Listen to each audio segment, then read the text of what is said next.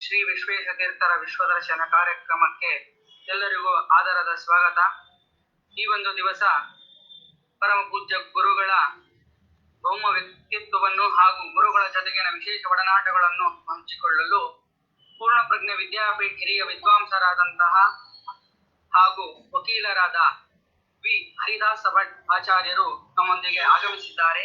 ಆಗಮಿಸಿದಂತಹ ಪೂಜ್ಯರಿಗೆ ಪೂರ್ಣಪ್ರಜ್ಞೆ ವಿದ್ಯಾಪೀಠದ ಹಿರಿಯ ವಿದ್ವಾಂಸರಾದಂತಹ ಸಿ.ಎಚ್. ಬದರೀನಾಥ ಆಚಾರ್ಯರು ಸ್ವಾಗತ ಕೋರಬೇಕೆಂಬುದಾಗಿ ನಿಮ್ಮಲ್ಲಿ ಸವಿನಯ ಪ್ರಾರ್ಥನೆ. ವಿದ್ಯಾಮಾನ್ಯ ರಾಜಶಿಷ್ಯಂ ರಾಷ್ಟ್ರಮಾನ್ಯಯತೀಶ್ವರಂ ಪ್ರಪಂಚಮಾನಿತಂ ವಂದೇ ವಿಶ್ವೇಶ ಗುರುಶೇಖರಂ. ಪರಮ ಪೂಜ್ಯ ಹರಿಪಾದವನ್ನು ಸೇರಿದ ಶ್ರೀಪಾದಂಗಳವರ ಭವ್ಯ ವ್ಯಕ್ತಿತ್ವ. ಯಾವುದೇ ಒಬ್ಬ ಮನುಷ್ಯ ಸಮಾಜದಲ್ಲಿ ಅನೇಕ ಬೃಹತ್ತಾದ ಕಾರ್ಯಗಳನ್ನ ಮಾಡಬೇಕಾದರೆ ಅವನಲ್ಲಿರ್ತಕ್ಕಂತಹ ಪ್ರಧಾನವಾದ ಗುಣ ಔದಾರ್ಯ, ಹಾಗೆ ಉದಾತ್ತವಾದ ಚಿಂತನೆ. ಅವೆರಡು ತುಂಬಾ ಮುಖ್ಯವಾಗಿರ್ತಕ್ಕಂತಹ ಗುಣಗಳು, ಔದಾರ್ಯ ಮತ್ತೆ ಉದಾತ್ತ ಚಿಂತನೆ. ಅವೆರಡೂ ಕೂಡ ಪರಮ ಪೂಜ್ಯ ಶ್ರೀಪಾದಂಗಳವರಿಗೆ ಅದು ರಕ್ತಗತವಾಗಿ ಇತ್ತು, ಆ ಎರಡು ಗುಣಗಳು ಕೂಡ. ಅದರಿಂದಾಗಿಯೇ ಸಮಾಜದಲ್ಲಿ ಎಲ್ಲ ವರ್ಗದ ಮಂದಿಯನ್ನು ಕೂಡ ಅವರು ಸೇರಿಸಿಕೊಂಡು ನೂರಾರು ಸಂಸ್ಥೆಗಳನ್ನ ಹುಟ್ಟು ಹಾಕಿದರು. ಅದರಲ್ಲಿ ಒಂದು ಪ್ರಧಾನವಾದ ಸಂಸ್ಥೆ ಪೂರ್ಣಪ್ರಜ್ಞಾ ವಿದ್ಯಾಪೀಠ. ವಿದ್ಯಾಪೀಠದಲ್ಲಿ ಅಧ್ಯಯನವನ್ನ ಮಾಡಿ ಹೋಗಿರ್ತಕ್ಕಂಥ ಶ್ರೀಪಾದಂಗಳವರ ಶಿಷ್ಯಂದ್ರುಗಳು ಇವತ್ತು ಸಂಶೋಧನಾ ಕ್ಷೇತ್ರದಲ್ಲಿ ಇದ್ದಾರೆ. ಅನೇಕ ಕಾಲೇಜುಗಳಲ್ಲಿ ಪ್ರಾಧ್ಯಾಪಕರಾಗಿ ಸೇವೆಯನ್ನು ಸಲ್ಲಿಸ್ತಾ ಇದ್ದಾರೆ. ಯೂನಿವರ್ಸಿಟಿಗಳಲ್ಲಿ ಕುಲಪತಿಗಳಾಗಿ ಸೇವೆಯನ್ನು ಸಲ್ಲಿಸ್ತಾ ಇದ್ದಾರೆ. ಪೌರೋಹಿತ್ಯ ಕ್ಷೇತ್ರದಲ್ಲಿ ಒಳ್ಳೆ ವ್ಯಾಸಂಗವನ್ನು ಮಾಡಿ ಒಳ್ಳೆ ಹೆಸರನ್ನ ಸಂಪಾದನೆ ಮಾಡಿದ್ದಾರೆ.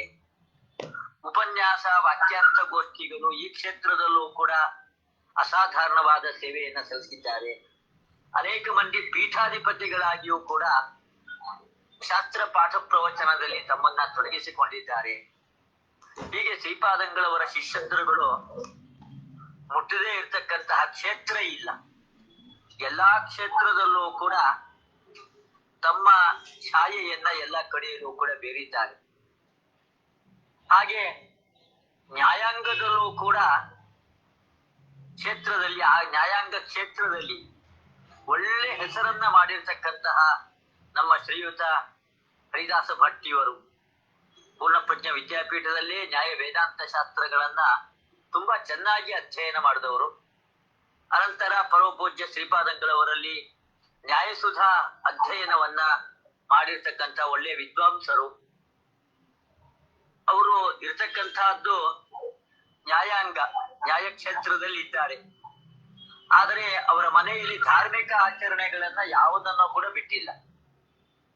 ಅವರು ಬಿಟ್ಟಿಲ್ಲ ಅಂತ ಅಷ್ಟೇ ಅಲ್ಲ, 10 ಜನರು ಕೂಡ ಇದೇ ರೀತಿಯಾಗಿ ಧಾರ್ಮಿಕ ಕ್ಷೇತ್ರದಲ್ಲಿ ಹೇಗಿರಬೇಕು ಎಂಬುದಾಗಿ ಅದನ್ನ ತಾವೇ ತಿಳಿಸಿಕೊಡ್ತಾರೆ. 10 ಜನರಿಗೆ ಮಾದರಿಯಾಗಿದ್ದಾರೆ ಹರಿದಾಸ್ ಭಟ್ರು. ಆಚಾರ್ಯರು ರಚನೆ ಮಾಡಿರ್ತಕ್ಕಂತಹ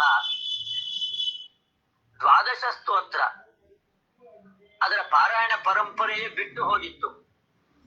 ಆದ್ರೆ ನಮ್ಮ ಹರಿದಾಸ್ ಭಟ್ರು ಅದಕ್ಕೋಸ್ಕರ ಪುಸ್ತಕವನ್ನೇ ಮುದ್ರಣಗೊಳಿಸಿ ಆಚಾರ್ಯರು ರಚನೆ ಮಾಡಿರ್ತಕ್ಕಂಥ ಸ್ತೋತ್ರ, ಇದನ್ನ ಬಿಟ್ಟು ಬೇರೆ ಯಾವ್ದಾವುದೋ ಸ್ತೋತ್ರಗಳನ್ನ ಪಾರಾಯಣ ಮಾಡೋದಲ್ಲ, ಪ್ರಧಾನವಾಗಿ ಇದನ್ನ ಪಾರಾಯಣ ಮಾಡಬೇಕು ಎಂಬುದಾಗಿ ಅದನ್ನ ಉಚಿತವಾಗಿ ಸಾವಿರಾರು ಮಂದಿಗೆ ಹಂಚಿ ಅದರ ಪಾರಾಯಣ ಅದನ್ನ ಮತ್ತೆ ಸಮಾಜದಲ್ಲಿ ಎಲ್ಲರೂ ಕೂಡ ಪಾರಾಯಣ ಮಾಡುವಂತೆ ಒಂದು ವ್ಯವಸ್ಥೆಯನ್ನ ಮಾಡಿದವರೇ ಹರಿದಾಸ ಭಟ್ಟರು. ಹಾಗೆ ಗೀತೆಯ ಬಗ್ಗೆ ಅವರಿಗೆ ಬಹಳವಾದ ಆಸಕ್ತಿ. ಅದನ್ನ ಗೀತೆಯ ಪುಸ್ತಕವನ್ನು ಕೂಡ ಮುದ್ರಣಗೊಳಿಸಿ ನೂರಾರು ಜನರಿಗೆ ಹಂಚಿದ್ದಾರೆ. ಹೀಗೆ ಸಾಮಾಜಿಕವಾದ ಧಾರ್ಮಿಕವಾದ ಕಾರ್ಯಗಳಲ್ಲಿ ತಮ್ಮನ್ನ ತೊಡಗಿಸಿಕೊಂಡಿರ್ತಕ್ಕಂಥ ಹರಿದಾಸ ಭಟ್ಟರು ಶಾಸ್ತ್ರದಲ್ಲಿ ಒಳ್ಳೆಯ ಆಸಕ್ತಿ, ಶ್ರದ್ಧೆ, ಗೌರವವನ್ನ ಹೊಂದಿರ್ತಕ್ಕಂಥವ್ರು ಅವರು. ಅವ್ರು ಇರ್ತಕ್ಕಂತಹದ್ದು ನ್ಯಾಯಕ್ಷೇತ್ರ ಆದ್ರೂ ಕೂಡ ಅವರು ಓದಿರ್ತಕ್ಕಂತಹ ಶಾಸ್ತ್ರ ಕ್ಷೇತ್ರಕ್ಕೂ ಕೂಡ ಅಷ್ಟೇ ಒಂದು ಗೌರವ, ಆದರ ಅದೆಲ್ಲವನ್ನೂ ಕೂಡ ಅವರು ಹೊಂದಿದ್ದಾರೆ. ಶ್ರೀಯುತ ಹರಿದಾಸ ಭಟ್ಟರು ಶ್ರೀಪಾದಂಗಳವರ ವ್ಯಕ್ತಿತ್ವದ ಚಿತ್ರಣವನ್ನ ಮಾಡ್ಲಿಕ್ಕೆ ಇವತ್ತು ಬಂದಿದ್ದಾರೆ. ಅವ್ರ ಬಗ್ಗೆ ಹೇಳ್ಬೇಕಾದ್ದು ತುಂಬಾ ಇದೆ, ಆದ್ರೆ ಅವ್ರು ಮೊದ್ಲೇ ನನಗೆ ಹೇಳ್ಬಿಟ್ಟಿದ್ದಾರೆ, ನನ್ನ ಬಗ್ಗೆ ಏನೋ ಹೇಳ್ಬಾರದು ಎಂಬುದಾಗಿ. ನಾನು ನಿಮ್ಮ ಹಾಗೆ ವಿಶ್ವೇಶ ತೀರ್ಥರ ಶಿಷ್ಯ ಕೋಟಿಯಲ್ಲಿ ಸೇರಿರ್ತಕ್ಕಂಥವ್ರು. ನನಗೆ ಈ ಸ್ವಾಗತ, ನಿಮ್ ಪ್ರಶಂಸೆಗಳು ಯಾವುದು ಬೇಡ ಎಂಬುದಾಗಿ ತುಂಬಾ ವಿನಯದಿಂದ ಅವರು ಅದನ್ನ ಹೇಳಿದ್ದಾರೆ. ಆದ್ರಿಂದಾಗಿ ಇವತ್ತು ನನ್ನ ಬಾಯಿನ ಅವರು ಕಟ್ಟಿಸಿದ್ದಾರೆ. ಶ್ರೀಯುತ ಹರಿದಾಸ ಭಟ್ಟರು ಒಳ್ಳೆ ಸದ್ಗುಣಗಳನ್ನ ಹೊಂದಿರತಕ್ಕಂಥವ್ರು. ಸಜ್ಜನಿಕೆ, ವಿನಯ, ಎಲ್ಲಾ ಗುಣಗಳು ಕೂಡ ಅವರು ಗುಣಗಳನ್ನೆಲ್ಲ ಅವರು ಮೈಗೂಡಿಸಿಕೊಂಡಿದ್ದಾರೆ. ಅವರು ಇವತ್ತು ನಮ್ಮ ಪ್ರಾರ್ಥನೆಯ ಮೇರೆಗೆ ಬಂದಿರತಕ್ಕಂತಹದ್ದು ಸಂತೋಷದ ಸಂಗತಿಯಾಗಿದೆ. ಅವರಿಗೆ ನಾನು ನಮ್ಮ ವಿಶ್ವೇಶ ತೀರ್ಥ ಸೇವಾ ಸಂಘದ ಎಲ್ಲ ವಿದ್ವಾಂಸರ ಪರವಾಗಿ ಸ್ವಾಗತವನ್ನ ಬಯಸಿ ಹರಿದಾಸ ಭಟ್ಟರು ಈ ಕಾರ್ಯಕ್ರಮವನ್ನ ನಡೆಸಿಕೊಡ್ಬೇಕು ಎಂಬುದಾಗಿ ನಾನು ಕೇಳಿಕೊಳ್ತಾ ಇದ್ದೆ.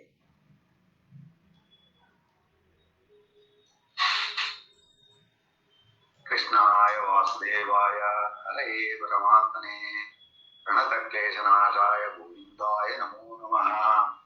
ಜಯ ತೇಜೋ ಖಂಡ ಗುಣೋರ್ಮಂಡಲ ಸದೂದಿತೋ ಜ್ಞಾನ ಮರೀಚಿಮಾಲಿ ಸ್ವಭಕ್ತಾರ್ದೋಚ್ಚತಮೋ ನಿಹಂತ ವ್ಯಾಸಾವತಾರೋ ಹರಿರಾತ್ಮ ಭಾಸ್ಕರ. ಅಭ್ರಮಂ ಭಂಗರಹಿತಂ ಅಜಡಂ ನಿರ್ಮಲಂ ಸದಾ ಆನಂದತೀರ್ಥಮತುಲಂ ಭಜೇತ್ ಅತತ್ರಯಾವಹಂ ಏನಾಹಮಿಹ ದುರ್ಮಾರ್ಗಾನ್ವೇಷಿತಃ ಸಮ್ಯಕ್ ಶ್ರೀ ವೈಷ್ಣವೇ ಮಾರ್ಗೇ ಪ್ರಜ್ಞಂ ನಮಾಮ್ಯಹಂ. ಅಜ್ಞಾನತಿಮಿರಾಂಧಸ್ಯ ಜ್ಞಾನಾಂಜನಶಲಾಕಯ ಚಕ್ಷುರ್ಮೀಲಿತಂ ಯೇನ ವಿಶ್ವೇಶಗುರವೇ ನಮಃ. ತಪಸ್ವಾಧ್ಯಾಯ ಶುಶ್ರೂಷಾ ಕೃಷ್ಣಪೂಜಾರತಂ ವಿಶ್ವೇಶಮಿಷ್ಟದಂ ವಂದೇ ಪರಿವ್ರಾಟ್ ಚಕ್ರವರ್ತಿನಂ.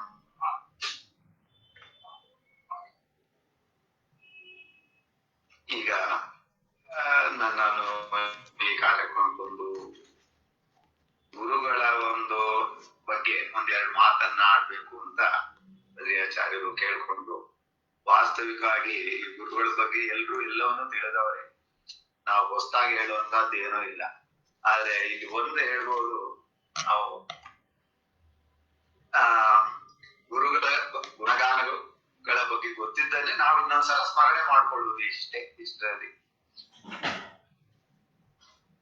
ಹಾಗಾಗಿ ಗುರುಗಳ ಒಂದೆರಡು ಗುಣಗಳ ಬಗ್ಗೆ ನಾನು ಹೇಳಿಕ್ ಬಯಸ್ತೇನೆ. ಈಗ ಶ್ರೀಗಳು ಮಹಾನ್ ವಿದ್ವಾಂಸರು, ವಿದ್ವಾಂಸರ ಪೋಷಕರು ಇತ್ಯಾದಿ ವಿಷಯಗಳು ಎಲ್ರಿಗೂ ಗೊತ್ತಿರುವಂತಹ ವಿಷಯಗಳು. ಅದನ್ನ ಬಹಳ ಜನ ಆಲ್ರೆಡಿ ಹೇಳಿ ಆಗೋಗಿದೆ.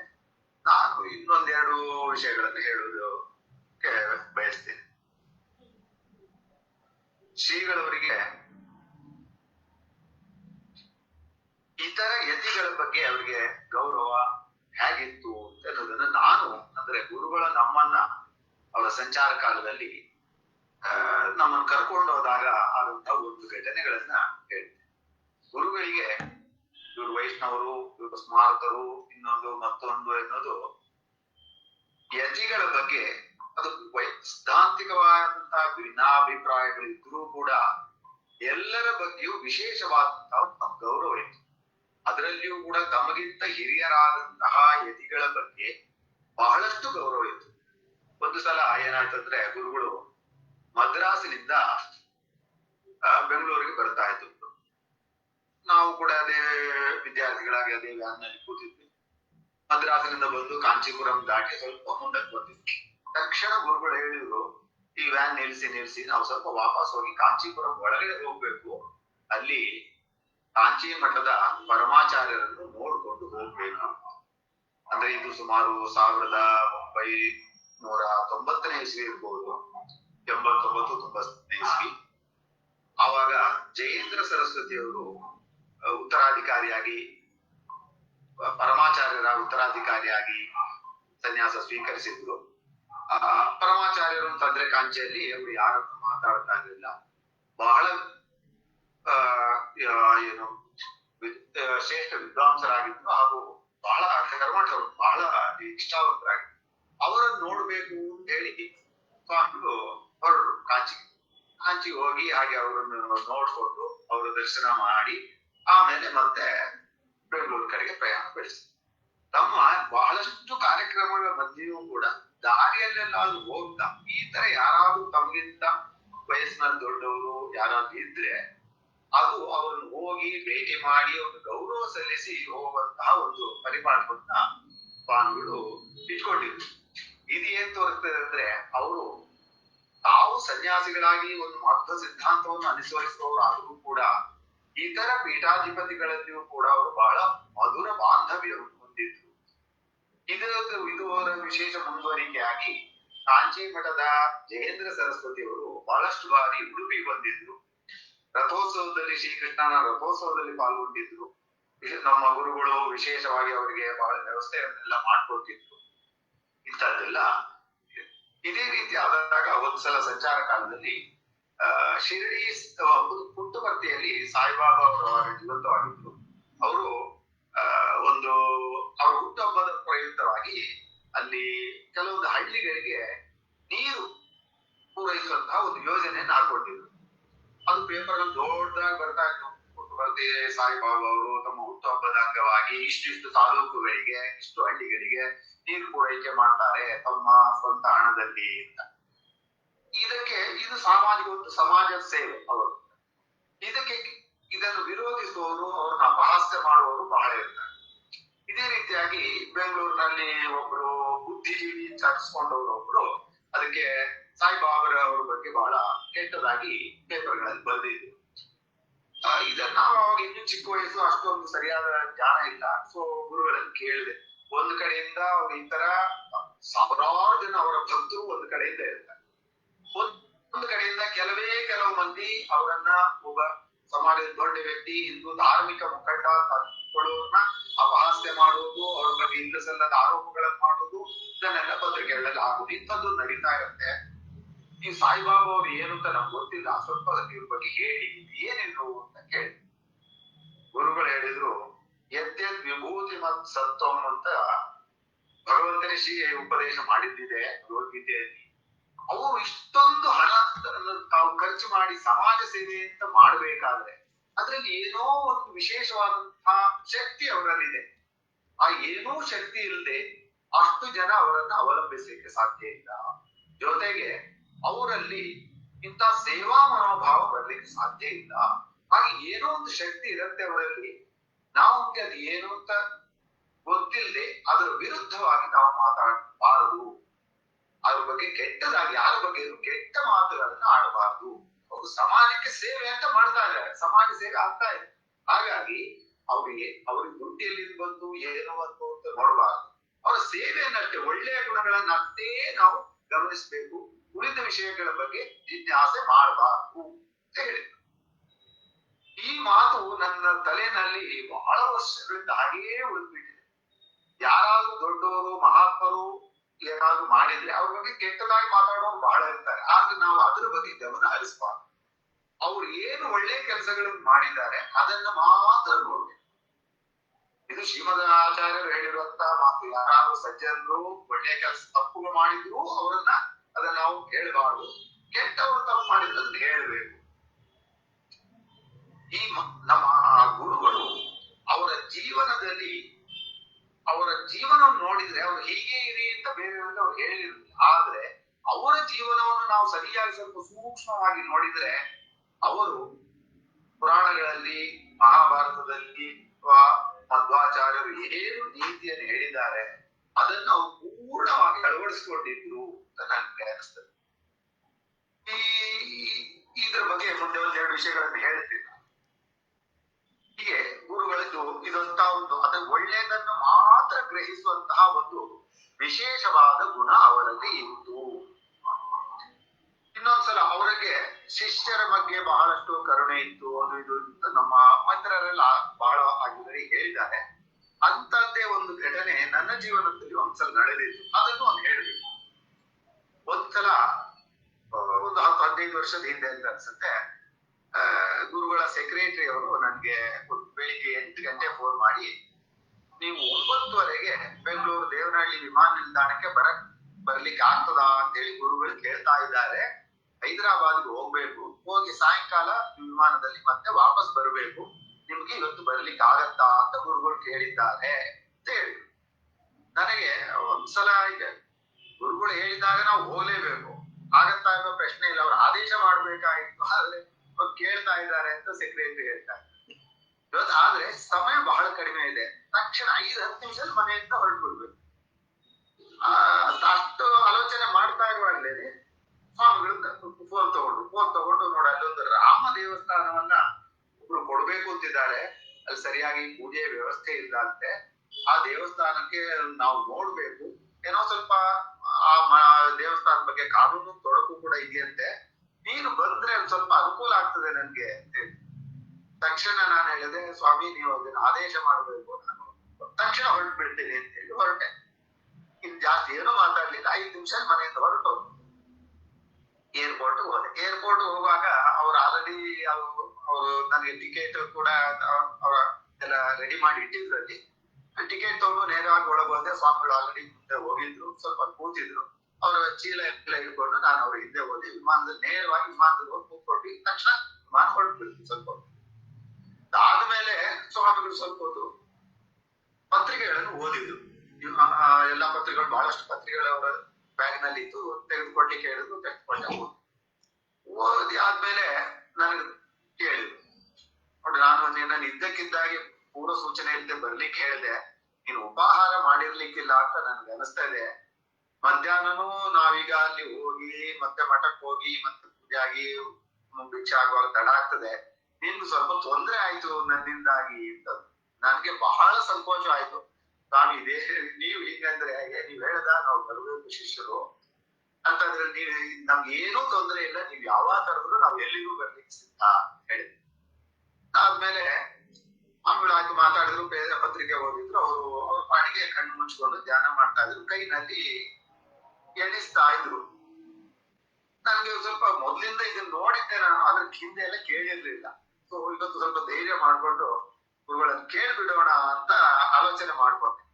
ಅವ್ರು ಸ್ವಲ್ಪ ಹೊತ್ತೆಲ್ಲ ಆದ್ಮೇಲೆ, ಯಾಕಂದ್ರೆ ಇಲ್ಲಿಂದ ಬೆಂಗಳೂರಿಂದ ಹೈದರಾಬಾದ್ ಹೋಗ್ಲಿ ಬಹಳ ಹೊತ್ತೇನಿಲ್ಲ, ಒಂದು 1/2-3 ಗಂಟೆ ಅಷ್ಟೇ ವಿಮಾನದಲ್ಲಿ. ಸೊ ಸ್ವಲ್ಪ ಅವರು ಮಧ್ಯದಲ್ಲಿ ನಾನೇ ಬಾಯಿ ಹಾಕಿ ಕೇಳಿದೆ, ಸ್ವಾಮಿ ತಮ್ಮ ಹತ್ರ ಒಂದು ವಿಷಯ ಕೇಳ್ಬೋದಾ? ಏನು?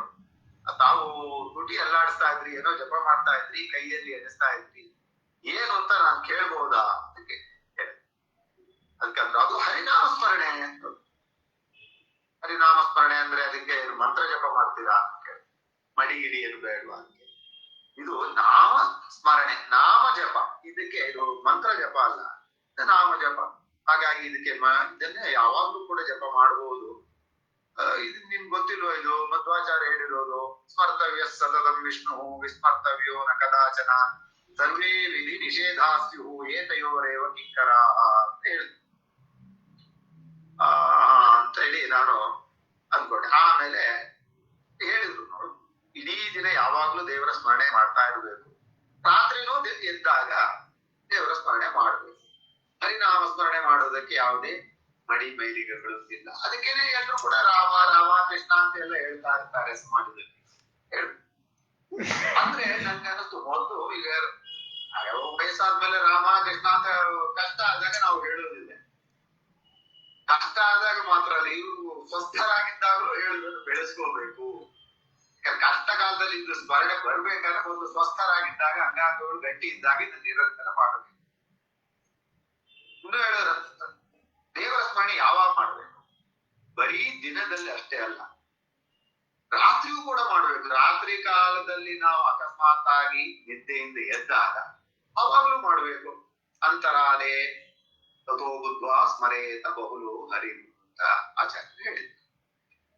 ಆಮೇಲೆ ಇನ್ನೊಂದು ಹೇಳಿದ್ರು, ಇದು ಮಧ್ವಾಚಾರ್ಯರು ಸಂಗ್ರಹ ಮಾಡಿರುವ ಶ್ಲೋಕ, ಸ್ಮರ್ತವ್ಯ ಸತತಂ ವಿಷ್ಣು. ಇದು ಪುರಾಣದ ಮಾತು. ಹೀಗೆ ಅವತ್ತವರು ತಾವೇನು ನಿರಂತರವಾಗಿ ಹರಿಸ್ಮರಣೆಯನ್ನು ಮಾಡ್ತಾ ಇದ್ದಾರೆ, ಮಧ್ವಾಚಾರ್ಯ ಏನ್ ಹೇಳಿದ್ದಾರೆ ಸಂತತಂ ಚಿಂತೆಯೇನಂತ ಅಂತ, ಅದನ್ನು ನಿತ್ಯ ಮಾಡ್ತಾರೆ. ಯಾವಾಗ್ಲೇ ಸಮಯ ಸಿಕ್ಕಿದ್ರು ಕೂಡ ಮನಸ್ಸಿನಲ್ಲಿ ದೇವರನ್ನು ಸ್ಮರಣೆ ಮಾಡು, ಜಪ ಮಾಡು, ನಾಮಸ್ಮರಣೆ ಮಾಡು. ಇಂಥದ್ದೊಂದು ವಿಶೇಷ ಗುಣ ಅವರಲ್ಲಿ ಇತ್ತು ಅಂತ ನನಗೆ ಅವತ್ತು ಗೊತ್ತಾಯ್ತು ಅವ್ರು ಹೇಳಿದ್ಮೇಲೆ. ಅದಾದ್ಮೇಲೆ ಹೀಗೆ ಅವತ್ತು ಹೈದರಾಬಾದಿಗೆ ಹೋದ್ವಿ, ಬಂದ್ವಿ, ಮಾತಾಡಿದ್ವಿ ಎಲ್ಲ. ಇವರು ಮಧ್ವಾಚಾರ್ಯ ಹೇಳಿದ ಈ ಒಂದು ಅಂಶ ಅಲ್ಲಿ ನನಗೆ ಕಾಣಿಸ್ತು. ಇನ್ನು ಗುರುಗಳು ಯಾವಾಗ್ಲೂ ಹೇಳ್ತಾ ಇದ್ರು, ನಾನಾ ಜನಸ್ಯ ಶುಶ್ರೂಷಾ ಕರ್ತವ್ಯ ಕರವನ್ವಿತೇಹೇ ಅಂತ. ಅವ್ರ ಜೊತೆ ಇನ್ನೊಂದು ಹೇಳ್ತಾ ಇದ್ರು, ತಸ್ಯ ಪ್ರಾಣ್ಯುಪಕಾರೇಣ ಪ್ರೀತೋ ಭವತಿ ಕೇಶವಃ ತಸ್ಮಾತ್ ತದೇವ ಕರ್ತವ್ಯಂ ತದೇವ ಈಶ್ವರ ಪೂಜನಂ. ತಸ್ಮಾತ್ ತದೇವ ಕರ್ತವ್ಯಂ ಅಂದ್ರೆ ಅದನ್ನು ಒಂದೇ ಮಾಡ್ಬೇಕು ಅಂತಲ್ಲ, ತಸ್ಮಾತ್ ತದ್ ಕರ್ತವ್ಯಂ ಏವ, ಮಾಡ್ಲೇಬೇಕು. ಸಮಾಜ ಸೇವೆ ಮಾಡಬೇಕು, ನಾನಾ ಜನರ ಶುಶ್ರೂಷೆ ಮಾಡಬೇಕು. ಪ್ರಾಣ್ಯುಪಕಾರ ಏನಂದ್ರೆ ಪ್ರಾಣಿ ಅಂತಂದ್ರೆ ಎಲ್ಲ ಮನುಷ್ಯರು, ಪ್ರಾಣಿಗಳು, ವಿಧ ಪ್ರಾಣಿಗಳು ಎಲ್ಲವನ್ನು ಮಾಡ್ಬೇಕು. ಇದೆಲ್ಲ ಗುರುಗಳು ತಮ್ಮ ಜೀವನದಲ್ಲಿ ಅಳವಡಿಸಿಕೊಂಡಿದ್ರು. ಈ ನಾನಾ ಜನರ ಸೇವೆ ಮಾಡ್ಬೇಕನ್ನೋದನ್ನು ಪುರಾಣಗಳಲ್ಲಿಯೂ ಹೇಳಿದೆ, ಮಧ್ವಾಚಾರ್ಯ ಹೇಳಿದ್ದಾರೆ, ಗುರುಗಳಿಂದ ಅಳವಡಿಸ್ಕೊಂಡು. ಇದು ಹೇಗೆ ಅಂತ ಅನ್ನೋದಕ್ಕೆ ನಾನು ಒಂದೆರಡು ಉದಾಹರಣೆ ಕೊಡ್ತೇನೆ. ಗುರುಗಳು ಕೆಲವೊಂದು ಕಲ್ಯಾಣ ಮಂಟಪಗಳನ್ನು ಕಟ್ಟಿಸಿದ್ದಾರೆ. ವಾಸ್ತವಿಕವಾಗಿ ಗುರುಗಳಿಗೆ ಈಗ ಒಬ್ರು ದಾನಿಗಳು ಅವ್ರು ಬಹಳ ಕಲ್ಯಾಣ ಮಂಟಪಗಳಿರುತ್ತೆ. ನಾನು ಒಂದನ್ನು ಹೇಳ್ತಾ ಇದ್ದೇನೆ. ಗಿರಿನಗರದಲ್ಲಿ ಕೃಷ್ಣ ಭಟ್ರು ಅನ್ನೋರು ಇದ್ರು. ಅವರು ಗುರುಗಳಿಗೆ ಒಂದಷ್ಟು ಜಾಗಗಳನ್ನ ದಾನವಾಗಿ ಕೊಟ್ಟಿದ್ರು. ಈ ದಾನಗಳು ನೇರವಾಗಿ ಗುರುಗಳಿಗೆ ಕೊಟ್ಟದ್ದು, ಅದು ಯಾವುದೇ ಟ್ರಸ್ಟ್ ಇನ್ನೊಂದು ಮತ್ತೊಂದು ಏನೂ ಅಲ್ಲ, ಗುರುಗಳಿಗೆ ಕೊಟ್ಟಿದ್ದಾರೆ. ಅದನ್ನ ದಾನ ಪತ್ರ ಮಾಡಿ ರಿಜಿಸ್ಟರ್ ಮಾಡಿಕೊಟ್ಟು. ಗುರುಗಳು ಈ ಜಾಗ ತಗೊಂಡು ಏನ್ ಮಾಡ್ಬೇಕು? ಅದನ್ನ ಮಾರಾಟ ಮಾಡಿದ್ರೆ ದುಡ್ಡು ಬರ್ತಿತ್ತು, ಅದು ಬೇರೆ. ಆದ್ರೆ ಗುರುಗಳು ಏನ್ ಮಾಡಿದ್ರು, ಇದನ್ನ ನಾನಾ ಜನಸ್ಯ ಶುಶ್ರೂಷಾ ಕರ್ತವ್ಯ ಕರವಂತಿದೆ ಅನ್ನೋದಕ್ಕೆ ಉಪಯೋಗಿಸಿದ್ರು. ಅವರು ಸಮಾಜದ ಮುಖಂಡರನ್ನು ಕರೆಸಿ ನನ್ನ ಹತ್ರ ಈ ತರ ಒಂದು ಜಾಗ ಕೊಟ್ಟಿದ್ದಾರೆ, ನೀವು ಇಲ್ಲೊಂದು ಕಲ್ಯಾಣ ಮಂಟಪ ಕಟ್ಟಿ, ಕಲ್ಯಾಣ ಮಂಟಪವನ್ನು ಕಟ್ಟಿ ಅದನ್ನು ಬಹಳ ಕಡಿಮೆ ಬಾಡಿಗೆಗೆ ಎಲ್ರಿಗೂ ಮದುವೆಗೆ ಕೊಡಬೇಕು. ಇದರಿಂದಾಗಿ ಸಮಾಜದಲ್ಲಿ ಯಾರು ಬಡವರ್ಗದವರು ಇರ್ತಾರೆ ಅವರಿಗೆ ಬಹಳ ಅನುಕೂಲ ಆಗುತ್ತೆ ಇದರಿಂದ ಅಂತ ಹೇಳಿದ್ದಾರೆ. ಅದೇ ರೀತಿಯಾಗಿ ಗುರುಗಳ ಆದೇಶಾನುಸಾರವಾಗಿ ಈ ಕೋಟೇಶ್ವರ ಮಾಗಣೆಯ ಪ್ರಮುಖ ವ್ಯಕ್ತಿಗಳೆಲ್ಲ ಸೇರ್ಕೊಂಡು ಅಲ್ಲೊಂದು ಕಲ್ಯಾಣ ಮಂಟಪ ಕಟ್ಟಿ ಅಲ್ಲಿ ಬಹಳ ಕಡಿಮೆ ಬೆಲೆಗೆ, ನಾಮಿನಲ್ ರೇಟ್ಗೆ ಕಲ್ಯಾಣ ಮಂಟಪವನ್ನು ಮದುವೆಗೆ ಕೊಡ್ತಾ ಇದ್ದಾರೆ. ಇದರಿಂದ ಏನಾಯ್ತು, ಗುರುಗಳು ಅವರ ಜಾಗ ಇದೆ, ಅದನ್ನು ಬೇರೆಯವರಿಗೆ ಅವರ ಜಾಗದಲ್ಲಿ ಕಲ್ಯಾಣ ಮಂಟಪವನ್ನು ಕಟ್ಟಿಸಿ ಬಹಳ ಕಡಿಮೆಗೆ ಮದುವೆಗೆ ಕೊಡ್ತಾ ಇದ್ದಾರೆ. ಇದರಿಂದ ಸಮಾಜದಲ್ಲಿ ಯಾರು ಬಡವರು ಇದ್ದಾರೆ ಅವರಿಗೆ ಮದುವೆ ಮಾಡುವುದಕ್ಕೆ ಬಹಳಷ್ಟು ಅನುಕೂಲವಾಗುತ್ತೆ. ಇದೇ ರೀತಿಯಾಗಿ ಸ್ವಾಮಿಗಳು ಅಲ್ಲಲ್ಲಿ ವಿದ್ಯಾರ್ಥಿ ಸಂಘ ಹಾಸ್ಟೆಲ್ಗಳನ್ನ, ವಿದ್ಯಾರ್ಥಿ ಭವನಗಳನ್ನ ಸ್ಥಾಪನೆ ಮಾಡಿದ್ದಾರೆ. ಇದರಿಂದ ಯಾರಿಗೆ ಅನುಕೂಲವಾಯಿತು? ಶ್ರೀಮಂತರು ಯಾರು ವಿದ್ಯಾರ್ಥಿ ನಿಲಯಗಳಲ್ಲಿ ಹೋಗಿ ಇರುವುದಿಲ್ಲ. ಬಡವರು ವಿದ್ಯಾಭ್ಯಾಸ ಮಾಡ್ಲಿಕ್ಕೆ ಮುಂದುವರಿಸಲಿಕ್ಕೆ ಯಾವುದೇ ಇಲ್ಲ ಅನ್ನುವರಿಗೆ ಈ ವಿದ್ಯಾರ್ಥಿ ನಿಲಯಗಳು ಬಹಳಷ್ಟು ಸಹಾಯ ಮಾಡಿವೆ. ಇಂತಹ ವಿದ್ಯಾರ್ಥಿ ನಿಲಯಗಳು ಸ್ವಾಮಿಗಳು ಸಹಾಯ ಸ್ಥಾಪನೆ ಮಾಡಿದ್ದು ಬಹಳ ಇದೆ. ಒಂದು 12 ಕಡೆಗಳಲ್ಲಿ ಈ ತರ ವಿದ್ಯಾರ್ಥಿ ನಿಲಯಗಳನ್ನು ಮಾಡಿದ್ದಾರೆ. ಇಲ್ಲಿ ಅವರು ಎಷ್ಟು ಚಾರ್ಜ್ ಮಾಡ್ತಾರೆ ವಿದ್ಯಾರ್ಥಿಗಳಿಗೆ ಅಂದ್ರೆ, ವಾಸ್ತವಿಕವಾಗಿ ಅವರ ಊಟಕ್ಕೆ ಎಷ್ಟು ಖರ್ಚು ಆಗ್ಬೋದು ಒಬ್ಬ ವಿದ್ಯಾರ್ಥಿ, ಅಲ್ಲಿ ಸ್ವಾಮಿಗಳು 2 ತರ ಮಾಡ್ತಾರೆ. ಆ ಹಾಸ್ಟೆಲ್ಗಳಲ್ಲಿ ಕಟ್ಟಡ ಕಟ್ಟಿಸುವುದಕ್ಕೆ ಯಾರಾದ್ರೂ ಸಮಾಜದಲ್ಲಿ ಶ್ರೀಮಂತರು ಇದ್ರೆ ಅವರನ್ನು ಹೋಗಿ ಬೇಡಿ ಭಿಕ್ಷೆ ತಗೊಂಡು ಬಂದು ಅಲ್ಲಿ ಬಿಲ್ಡಿಂಗ್ ಕಟ್ಟಡಗಳನ್ನು ಕಟ್ಟಿಸುವುದು. ಆಮೇಲೆ ವಿದ್ಯಾರ್ಥಿಗಳಿಂದ ಎಷ್ಟು ತಗೋಬೇಕು, ಅವ್ರ ಊಟಕ್ಕೆ ಎಷ್ಟು ಖರ್ಚಾಗ್ತದೆ ವಾಸ್ತವಿಕವಾಗಿ ಅಷ್ಟೇ ತಗೋ. ವಿದ್ಯಾರ್ಥಿಗಳ ಊಟದ ಖರ್ಚು ಜೊತೆಗೆ ಅಲ್ಲಿ ಮ್ಯಾನೇಜರ್ ಯಾರು ಇರ್ತಾರೆ ಅವ್ರದ್ದೊಂದು ಸಂಬಳದ ಖರ್ಚು, ಇಷ್ಟೇ. ಜಾಸ್ತಿ ತಗೊಳ್ಳುವಾಗಿಲ್ಲ ವಿದ್ಯಾರ್ಥಿಗಳಿಂದ. ಅವರು ವಿದ್ಯಾರ್ಥಿ ನಿಲಯಕ್ಕೆ ಬಂದಿದ್ದೇ ಅವ್ರು ಬಡವರಾದ್ರಿಂದ ಕಷ್ಟದಲ್ಲಿರುವುದಿಲ್ಲ. ಮತ್ತೆ ಇಲ್ಲಿ ಮತ್ತಷ್ಟು ದುಡ್ಡು ಅವರಿಗೆ ವಸೂಲಿ ಮಾಡಿದ್ರೆ ಅವ್ರಿಗೆ ಕಷ್ಟ ಆಗ್ತದೆ. ಅವ್ರು ವಿದ್ಯಾಭ್ಯಾಸವನ್ನು ನಿಲ್ಲಿಸಿ ಬಿಡಬಹುದು, ಹಾಗಾಗಬಾರ್ದು.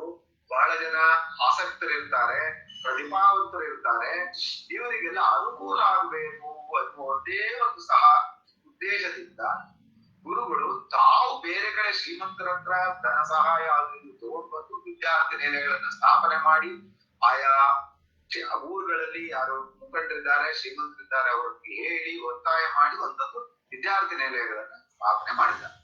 ಇದು ಕೂಡ ಗುರುಗಳ ನಾನಾ ಜನಸ್ಯ ಶುಶ್ರೂಷಾ ಕರ್ತವ್ಯ ಕರ್ಮನ್ವಿತೆ ಎನ್ನುವುದಕ್ಕೆ ಒಂದು ಉದಾಹರಣೆ. ಹೀಗೆ ಗುರುಗಳು ಕಲ್ಯಾಣ ಮಂಟಪಗಳನ್ನು ಮಾಡಿದ್ರು, ವಿದ್ಯಾರ್ಥಿ ನಿಲಯಗಳನ್ನು ಸ್ಥಾಪನೆ ಮಾಡಿದ್ರು. ಇನ್ನು ಜನರು ತೀರ್ಥಯಾತ್ರೆಗೆ ಹೋಗುವುದಕ್ಕೋಸ್ಕರ ಅನುಕೂಲ ಆಗಲಿಂದ ಬೇರೆ ಬೇರೆ ಕಡೆಗಳಲ್ಲಿ ತಮ್ಮ ಹತ್ರ ಏನ್ ದುಡ್ಡು ಇತ್ತೋ ಆ ದುಡ್ಡಿನಲ್ಲಿ ಜಾಗಗಳನ್ನು ಕ್ರಯಕ್ಕೆ ತಗೊಳ್ಳೋದು.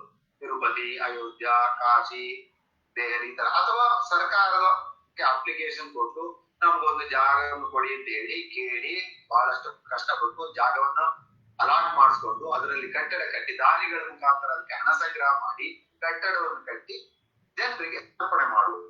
ಇದರಿಂದ ಜನರು ಬೇರೆ ಬೇರೆ ತೀರ್ಥಯಾತ್ರೆಗಳಿಗೆ ಹೋಗ್ಲಿ, ದೇವರ ದರ್ಶನಗಳನ್ನು ಮಾಡ್ಲಿ, ಇದರಿಂದ ಪುಣ್ಯ ಸಂಪಾದನೆ ಮಾಡ್ಲಿ.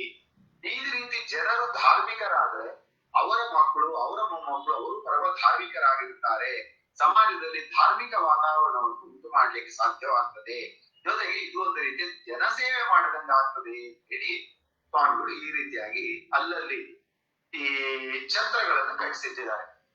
ತಮ್ಗೆಲ್ಲ ಗೊತ್ತಿರ್ಬೋದು, ನಾನೀಗ ಕಲ್ಯಾಣ ಮಂಟಪ ಅಂತ ಹೇಳಿದೆ, ಬಾಡಿಗೆ ಬಹಳ ಕಡಿಮೆ. ಅದೇ ರೀತಿ ಛತ್ರಗಳಲ್ಲಿ ರೂಮ್ಗೆ ಬಾಡಿಗೆ ಅಂತ ಇರ್ತದಲ್ಲ, ಇನ್ನೂ ಕೂಡ ಬಹಳ ಕಡಿಮೆ.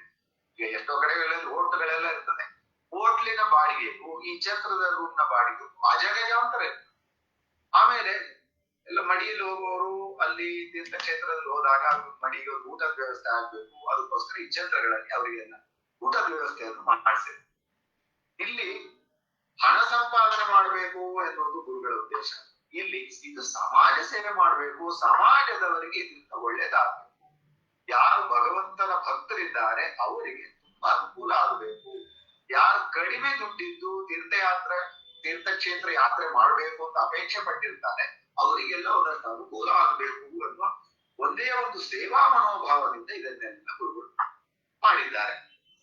ಇನ್ನು ಗುರುಗಳು ಆಯ್ತು, ಇದೆಲ್ಲ ಆಯ್ತು. ಇನ್ನು ಇದೆಲ್ಲ ಧಾರ್ಮಿಕ ಕ್ಷೇತ್ರದಲ್ಲಿ ಆಯ್ತು.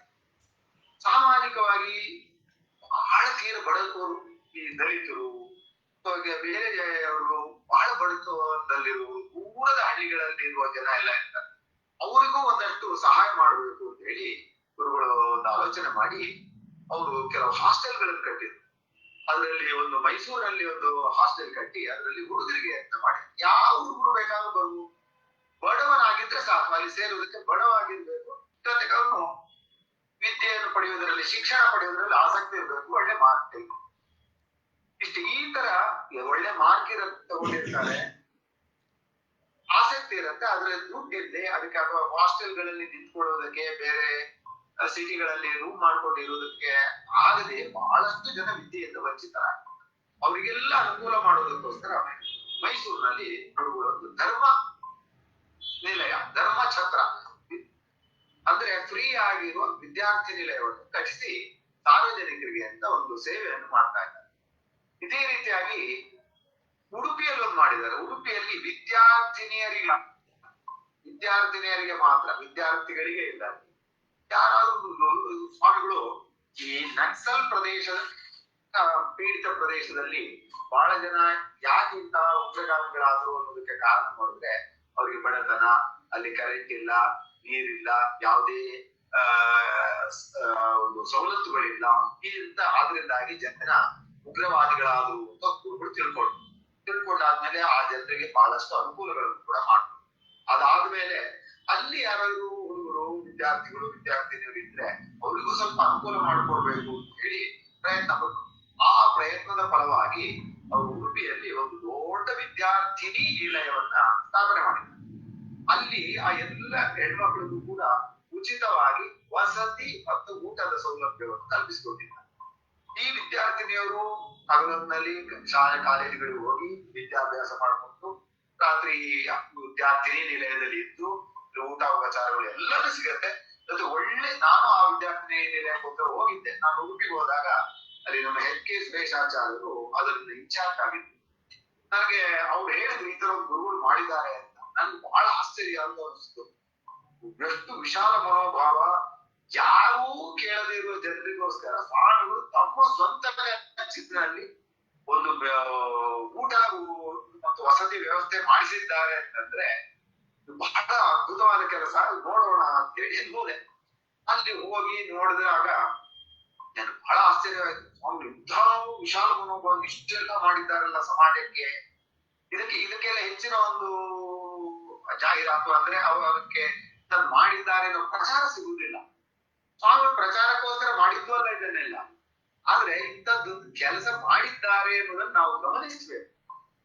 ಸ್ವಾಮಿಗಳು ನಾವು ಎಲ್ಲ ಸ್ವಲ್ಪ ದೀಪದ ಕೆಳಗೆ ಇದ್ದವರು, ಸ್ವಾಮಿಗಳು ಮಹಾನ್ ಜ್ಯೋತಿ ಅದ್ರ ಕೆಳಗೆ ಇರ್ತೇವೆ. ಸೊ ನಮ್ಗೆ ಸ್ವಲ್ಪ ಸ್ವಾಮಿಗಳು ಮಾತ್ರ ಕಾಣ್ತಾರೆ. ಸ್ವಲ್ಪ ದೂರ ಹೊರಗೆ ಹೋಗಿ ನೋಡಿದ್ರೆ ಅವ್ರು ಇನ್ನೂ ಜಾಸ್ತಿ ಅದರ ಪ್ರಕಾಶ, ಅವರ ಎಷ್ಟು ವಿಶಾಲವಾಗಿ ಅವರ ಒಂದು ಖ್ಯಾತಿ ಅಥವಾ ಅವರ ಸೇವಾ ಮನೋಭಾವ, ಸೇವಾ ಕ್ಷೇತ್ರ ಹರಡಿದೆ ಅನ್ನೋದು ಆವಾಗ ಗೊತ್ತಾಗುತ್ತೆ.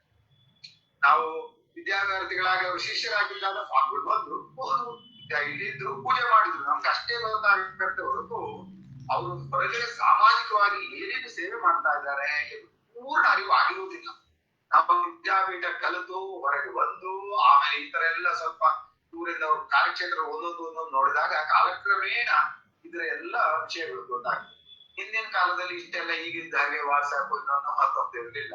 ಹಾಗಾಗಿ ಗುರುಗಳ ಕಾರ್ಯಕ್ರಮಗಳು ಕೂಡ ಅಷ್ಟೊಂದು ನಮ್ಗೆಲ್ಲ ಗೊತ್ತಾಗ್ತಾ ಇರ್ಲಿಲ್ಲ. ಈ ವಾಸ್ತವಿಕವಾಗಿ ಮೊಬೈಲ್ ವಾಟ್ಸ್ಆಪ್ ಬಂದ ಮೇಲೆ ಗುರುಗಳ ಕಾರ್ಯಕ್ಷೇತ್ರದ ವ್ಯಾಪ್ತಿ ಎಷ್ಟು ಅನ್ನೋದು ಈಗ ಗೊತ್ತಾಗ್ತಾ ಇದೆ. ನಾವೆಲ್ಲ ಗುರುಗಳನ್ನ ಸರಿಯಾಗಿ ತಿಳ್ಕೊಂಡಿರ್ಲಿಲ್ಲ ಅಂತ ಈಗ ನಮ್ಗೆ ಅನಿಸ್ತಾ ಇದೆ. ಹೀಗೆ ಗುರುಗಳು ಸಮಾಜದ ಒಂದು ಸೇವೆಯನ್ನ ಅವ್ರು ಪದೇ ಪದೇ ಹೇಳ್ತಾ ಇದ್ರು. ನಾನಾಜನಸ್ಯ ಶುಶ್ರೂಷಾ ಕರ್ತವ್ಯ ಕರ್ಮಣ್ಯತೆ ಅಂತ ಎಲ್ಲ ಸಭೆ ಸಮಾರಂಭಗಳಲ್ಲಿ ಹೇಳ್ತಾರೆ. ಹೇಳಿದ್ದನ್ನ ಅವರು ಜೀವನದಲ್ಲಿ ಅಳವಡಿಸಿಕೊಂಡಿದ್ರು. ಬಹಳ ವಿಶೇಷವಾದಂತ ಅವರೊಂದು ಗುಣ. ಇನ್ನು ಸ್ವಾಮಿಗಳು ಗ್ರಂಥ ಪ್ರಕಾಶನ ಮಾಡಿಸೋರು. ಈ ಗ್ರಂಥ ಪ್ರಕಾಶನ ಮಾಡಿದಾಗ ಅದ್ರಲ್ಲಿ ತಪ್ಪುಗಳು ಇರಬಾರದು ಅನ್ನೋದನ್ನ ಅವ್ರು ಬಹಳ ಸಲ ಹೇಳ್ತಾ ಇದ್ರು. ಆದ್ರೆ ಒಂದೊಂದ್ಸಲ ಏನೋ ಒಂದೊಂದು ಇದರಿಂದಾಗಿ ಅಜಾಗರೂಕತೆಯಿಂದಾಗಿ ಮುದ್ರಣದಲ್ಲಿ ಪ್ರೂಫ್ ರೀಡಿಂಗ್ ಸರಿಯಾಗದೆ ಮುದ್ರಣ ದೋಷಗಳು ಬರ್ತಾ ಇತ್ತು. ಅದು ಯಾವಾಗಲೂ ನಮ್ಗೆ ಕಣ್ಣಿಗೆ ಕಾಣಿಸುವುದೇ ಅದೇ ಮುದ್ರಣ ದೋಷಗಳೇ, ಇದು ನಮ್ ದೋಷ. ಹಾಗಾಗಿ ನಾನು ಒಂದೆರಡು ಸಲ ಗುರುಗಳಿಗೆ ಹೇಳಿದೆ, ಈ ತರ ನಮ್ ಏನ್ ಪುಸ್ತಕ ಪ್ರಕಾಶನ ಆಗ್ತಾ ಇದೆ ಇಲ್ಲಿ ಇದ್ದದ್ದೆಲ್ಲ ಬಹಳ ನಡೀತಾ ಇದೆ, ಸ್ವಲ್ಪ ಅದನ್ನ ಮುದ್ರಣದ್ದು ಪರಿಹಾರ ಮಾಡೋದಕ್ಕೆ ವ್ಯವಸ್ಥೆ ಮಾಡ್ಕೊಡ್ಬೇಕಾಗುತ್ತೆ ಅಂತ. ಇವ್ರವ್ರ ಗಡಿಬಿಡಿಯಲ್ಲಿ ಇದ್ರು, ಆಯ್ತು ಹೇಳ್ತೇನೆ ಅಂತಂದ್ರು. ಅವ್ರ ಸಂಬಂಧಪಟ್ಟವ್ರಿಗೆ ಹೇಳಿದ್ರು ಕೂಡ ಅದ ಕಾರ್ಯಗತ ಆಗ್ಲಿಲ್ಲ. ಆದ್ರಿಂದ ನಾನು ಕೊನೆಗೆ ಅವ್ರದ್ದೇ ಒಂದು ಪುಸ್ತಕ ಪ್ರಕಾಶನವಾಗಿ ಬಂತು, ರಾಮಾಯಣ ಪಾತ್ರ ಪರಿಚಯ ಅಂತ. ಅವತ್ತು ನನ್ಗೆ ಅದನ್ನ ತಡ್ಕೊಳ್ಲಿಕ್ಕಾಗ್ಲಿಲ್ಲ. ಈ ಪುಸ್ತಕವನ್ನು ಯಾರಾದ್ರೂ ಓದಿದ್ರೆ ಸ್ವಾಮಿಗಳಿಗೆ ಏನು ರಾಮಾಯಣ ಗೊತ್ತಿರ್ಲಿಲ್ಲ, ಅವ್ರು ಸುಮ್ಮನೆ ಏನೋ ಮಾಡ್ತಾರೆ ಅನ್ನೋ ಭಾವನೆ ಮುಂದಿನ ದಿನಗಳಲ್ಲಿ ಬರ್ಬೋದು. ಈ ಪುಸ್ತಕ ಒಂದು 50-100 ವರ್ಷ ನಂತರ ಯಾರಾದ್ರೂ ಓದಿದ್ರೆ ಏನ್ ಈ ಪುಸ್ತಕದಲ್ಲಿ ಇಷ್ಟೊಂದು ತಪ್ಪುಗಳಿದೆಯಲ್ಲ, ಸ್ವಾಮಿಗಳು ಯಾಕೆ ತಪ್ಪು ಹೇಳಿದ್ದಾರೆ ಅನ್ನೋದು ಭಾವನೆ ಮೂಡ್ಬೋದು, ಇದು ಹಿಂಗ ಆಗ್ಬಾರ್ದು ಅಂತ ಹೇಳಿ ನಾನು ಅದನ್ನೆಲ್ಲ ಮಾರ್ಕ್ ಮಾಡಿ, ಸ್ವಾಮಿ ನೋಡಿ ಈ ಪುಸ್ತಕವನ್ನು ನಾನು ಮಾರ್ಕ್ ಮಾಡಿರೋದು ಅಷ್ಟೇ, ತಾವು ಗಮನಿಸಿ, ನೀವು ಹೇಳಿದ್ದನ್ನದು ಬರ್ಕೊಳ್ಳುವ ಸ್ವಲ್ಪ ವ್ಯತ್ಯಾಸಗಳಾಗಿರ್ತದೆ.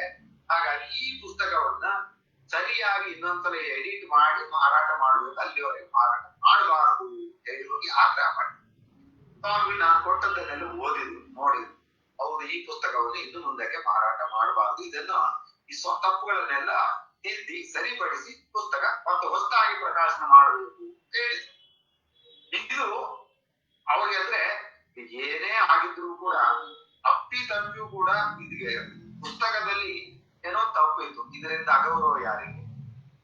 ಪ್ರಭು ರಾಮಚಂದ್ರನಿಗೆ ಆಗ್ತದೆ. ರಾಮಾಯಣ ಪಾತ್ರ ಪರಿಚಯದ ಬಗ್ಗೆ ಮಾಡಿದಾಗ ರಾಮದೇವರ ಬಗ್ಗೆ ಒಂದು ಮಾತುಗಳು ಏನಾದ್ರು ಹೆಚ್ಚು ಕಡಿಮೆ ಆಗ್ಬಿಟ್ರೆ ಅದು ನಾವು ದೇವರಿಗೆ ಮಾಡಿದ ಒಂದು ಅವಮಾನ ಆಗ್ತದೆ. ಹಾಗಾಗಿ ಇದ್ರಲ್ಲಿ ನಮ್ ತಪ್ಪುಗಳು ಇರ್ತದೆ. ಹಾಗಾಗಿ ಇದನ್ನು ಮಾಡಬಾರದು, ಸರಿಯಾಗಿ ಮಾಡ್ಬೇಕು ಅನ್ನೋ ತೀವ್ರವಾದಂತಹ ಒಂದು ಕಳಕಳಿಯನ್ನು ತೋರಿ ತಕ್ಷಣ ಅದನ್ನ ಸರಿಪಡಿಸಿ ಮತ್ತೆ ಪುನರ್ಮುದ್ರಣ ಮಾಡುವಂತಹ ಒಂದು ವ್ಯವಸ್ಥೆ ಮಾಡಿದ್ರು. ಇದು ಗುರುಗಳ ಒಂದು ಮಹಾನ್ ಗುಣ ಅಂತ ಅನಿಸ್ತದೆ.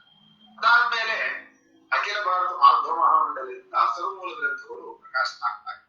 ಇದರಲ್ಲಿಯೂ ಕೂಡ ಒಂದೆರಡು ಸಲ ನಾನು ಹೋಗಿ ಹಳೆ ಮುದ್ರಣಕ್ಕೂ ಹೊಸ ಮುದ್ರಣಕ್ಕೂ ಈ ತರ ಸ್ವಲ್ಪ ವ್ಯತ್ಯಾಸ ಬಂದಿದೆ, ನಾವು ದಯವಿಟ್ಟು ಇದನ್ನು ಒಂದ್ ಸ್ವಲ್ಪ ಸರಿ ಮಾಡಿಸ್ಕೊಡ್ಬೇಕು ಅಂತ ಹೇಳಿ ಇದನ್ನು ಸ್ವಾಮಿಗಳು ಹೇಳಿದ್ರು. ಆದ್ರೂ ಕೂಡ ಮತ್ತೆ ಪುನರ್ಮುದ್ರಣ ಆಗುವಾಗ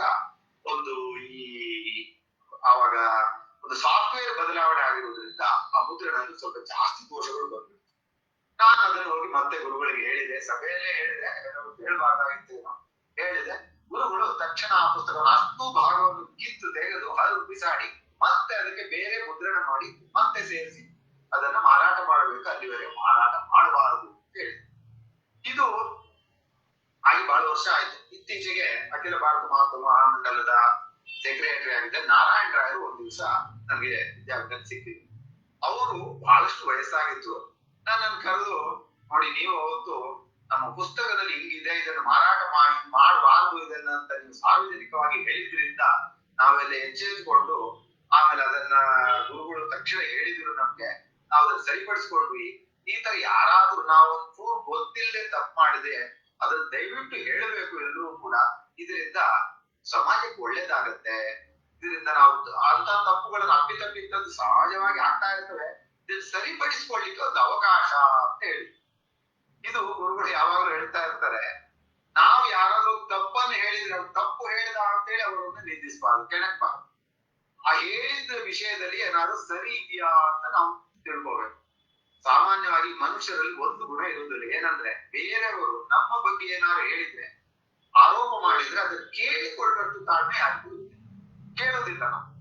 ಅರ್ಥ ಹೇಳುವಾಗ್ಲೇ ಅದನ್ನ ಖಂಡಾಂತರವಾಗಿ ಸಿಟ್ಟು ಮಾಡ್ಕೊಂಡು ನೀವು ನಮ್ಮ ಬಗ್ಗೆ ಹಾಗೆ ಹೇಳ್ತಾ ಇದ್ರಿ, ಹೀಗೆ ಹೇಳ್ತೀರಿ, ಆರೋಪ ಮಾಡ್ತಾ ಇದ್ರಿ ಅಂತ ಜಗಳಕ್ಕೆ ಹೋಗ್ಬಿಡ್ತೀವಿ. ಸ್ವಾಮಿಗಳು ಹಾಗಲ್ಲ. ಅದನ್ನ ಯಾರಾದ್ರೂ ಏನಾದ್ರು ಹೇಳಿದ್ರೆ ಅದನ್ನ ಅವ್ರು ಹೇಳಿದ್ರಲ್ಲಿ ಏನಾದ್ರು ಸತ್ಯದ ಅಂಶ ಇದೆಯಾ, ಅದನ್ನ ಏನಾದ್ರು ನಮ್ಮಲ್ಲಿ ಅಂತದ್ದು ಏನಾದ್ರು ಇದ್ದು ನಾವೇನಾದ್ರು ಸರಿಪಡಿಸ್ಕೊಳ್ಳಿಕ್ಕೆ ಬರ್ತದಾ ಎನ್ನುವ ಕಡೆ ವಿಚಾರ ಮಾಡ್ತಾ ಇದ್ವಿ. ಇದು ಹಿಂದೆ ಈ ಸ್ವಾಮಿಗಳ ಬಗ್ಗೆ ಈ ತರ ಪತ್ರಿಕೆಗಳಲ್ಲಿ ಕೆಲವೊಂದ್ಸಲ ಇಂಥದ್ದು ಬಂದಿತ್ತು. ಉದಾಹರಣೆಗೆ ಒಬ್ರು ಲಂಕೇಶ್ ಅಂತ ಇದ್ರು.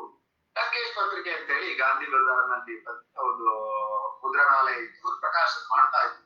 ಅದರಲ್ಲಿ ನಾವು ಅವಾಗ ಇನ್ನು ವಿದ್ಯಾರ್ಥಿಗಳು, ಅವರು ಗುರುಗಳ ಬಗ್ಗೆ ಬಹಳಷ್ಟು ಆಕ್ಷೇಪಕರವಾದ ರೀತಿಯಲ್ಲಿ ಬರೆದಿದ್ರು. ಕೊನೆಗೆ ಅವ್ರಿಗೆ ಹೇಗೆ ತಿಳಿಯಬೇಕು, ಗುರುಗಳು ತಾನು ಸರಿ ಇದ್ದೇನೆ ಅನ್ನೋದನ್ನ ಹೇಳ್ಬೇಕಲ್ಲ, ಗೊತ್ತಾಗ್ಬೇಕಲ್ಲ. ಗೊತ್ತಿಲ್ಲದೇನೋ ಅವ್ರು ತಪ್ಪು ಮಾಡಿರ್ಬೋದು, ಇವ್ರ ಬಗ್ಗೆ ತಪ್ಪು ತಿಳ್ಕೊಂಡು ಪ್ರಕಟಣೆ ಮಾಡಿರ್ಬೋದು. ಆದ್ದರಿಂದ ಗುರುಗಳು ಅವ್ರನ್ನ ಕರೆಸಿದ್ರು, ಇಲ್ಲಿ ಬನ್ನಿ ವಿದ್ಯಾಪೀಠ. ಲಂಕೇಶ್ ಅವರು ಬಂದಾದ್ಮೇಲೆ ನೋಡಿ ನೀವು ನಮ್ಮ ಬಗ್ಗೆ ಈ ತರ ಆಕ್ಷೇಪ ಮಾಡಿದ್ದೀರಾ. ಗುರುಗಳು ಸಿಟ್ಟು ಮಾಡ್ಕೊಳ್ಳಿಲ್ಲ ಅವತ್ತು, ಅದು ವಿಶೇಷವಾದಂತ ಗಮನ ವಹಿಸಬೇಕಾದಂತ ವಿಷಯ. ನೀವು ನನ್ನ ಬಗ್ಗೆ ಈ ತರ ಆಕ್ಷೇಪ ಮಾಡಿದ್ದೀರಾ, ಇದು ಆಕ್ಷೇಪಗಳು ಸರಿಯಲ್ಲ, ವಾಸ್ತವಿಕ ಪರಿಸ್ಥಿತಿ ಇದು ಅಂತ ಹೇಳಿ ಅವರಿಗೆ ತಿಳಿ ಹೇಳಿ ಆದ್ಮೇಲೆ ಲಂಕೇಶ್ ಅವರು ಹೋದ್ರು. ಮರು ಸಂಚಿಕೆಯಲ್ಲಿ ಮತ್ತೆ ಹಾಕಿದ್ರು, ಬೇಜಾರು ಮೇಲೆ ನಾನು ಆಕ್ಷೇಪ ಮಾಡಿದ್ರಿಂದ ನನ್ನನ್ನು ಕರೆಸಿ ನನ್ನ ಕೈ ಹಿಡಿದು ಈ ತರ ಎಲ್ಲ ನೀವು ಹಾಕಿದ್ದೀರಿ ತಪ್ಪು ಅಂತ ಹೇಳಿದ್ರು, ನನ್ನ ಕೈ ಕೊಟ್ಟಿದ್ರು. ಅಂದ್ರೆ ನಾನು ಈ ತರ ಮಾಡಿದ್ದು ಕೂಡ ಅವರಿಗೆ ಸಿಟ್ಟಿಲ್ಲ ನನ್ನ ಮೇಲೆ, ಬಹಳ ಒಂದು ಹೇಳಿದ್ರು. ಇಂತಹ ಒಂದು ದೊಡ್ಡ ವ್ಯಕ್ತಿ, ನಾನು ತಪ್ಪಾ ಬರದಾಗೆ ಯಾರು ನನಗೆ ಬೈತಾರೆ ಅಂತ ಅನ್ಕೊಂಡಿದ್ದೆ, ಆದ್ರೆ ಅವ್ರು ಬೈಲಿಲ್ಲ, ವಿಷಯ ಇಲ್ಲಿಗೆ ಅಂತ ಹೇಳಿ ನನಗೆ ಮನವರಿಕೆ ಮಾಡಿಕೊಟ್ರು ಅಂತ ಹೇಳಿ ಮತ್ತೆ ಪತ್ರಿಕೆಯಲ್ಲಿ ಬರೆದ್ರು. ಕೊನೆಗೆ ಲಂಕೇಶ್ ಅವರು ತೀರ್ಕೊಳ್ಳುವಂತಹ ಸಮಯದಲ್ಲಿ ಅಸ್ವಸ್ಥರಾಗಿದ್ದಾಗ ಗುರುಗಳು ಅವ್ರ ಹತ್ರ ಹೋಗಿ, ನೀವು ಈ ತರ ಅಸ್ವಸ್ಥರಾಗಿದ್ದೀರಿ ಅಂತ ಹೇಳಿ ಅವ್ರು ಬಂದಿದ್ದೇನೆ ನೋಡ್ಲಿಕ್ಕೆ ಅಂತ ಹೇಳಿ ಅವ್ರನ್ನ ಆಸ್ಪತ್ರೆಯಲ್ಲಿ ಹೋಗಿ ನೋಡಿ.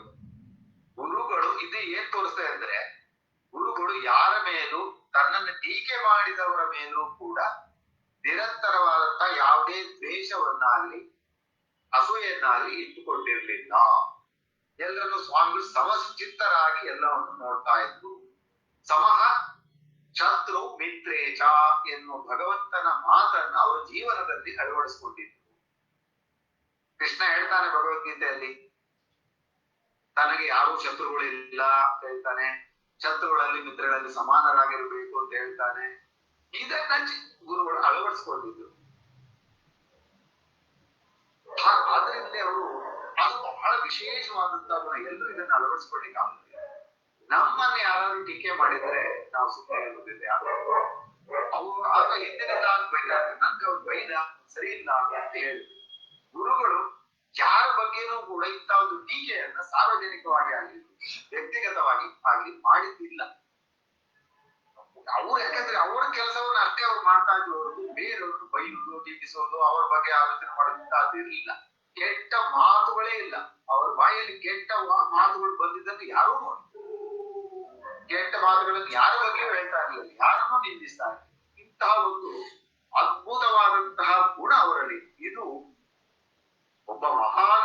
ಮಾತಿಗೆ ಒಬ್ಬ ಮಹಾನ್ ದಾರ್ಶನಿಕರಿಗೆ ಇಂತಹ ಗುಣಗಳು ಇರಬಹುದೇ ಹೊರತು ಸಾಮಾನ್ಯ ಜನರಲ್ಲಿ ಇರಲಿಕ್ಕೆ ಸಾಧ್ಯ ಇಲ್ಲ. ಭಗವಂತನ ವಿಶೇಷ ಅನುಗ್ರಹಕ್ಕೆ ಪಾತ್ರರಾದವರಲ್ಲಿ, ಭಗವಂತನ ವಿಶೇಷ ಸನ್ನಿಧಾನ ಇರುವವರಲ್ಲಿ ಮಾತ್ರ ಇಂತಹ ಒಳ್ಳೆಯ ಗುಣಗಳನ್ನ ನಾವು ಕಾಣಲಿಕ್ಕೆ ಸಾಧ್ಯ. ಇವರಲ್ಲಿ ಭಗವಂತನ ವಿಶೇಷ ಸಾನ್ನಿಧ್ಯ ಇತ್ತು ಅನ್ನೋದಕ್ಕೆ ನಾನು ವಿಷಯ ಹೇಳ್ತೀನಿ. ಗುರುಗಳು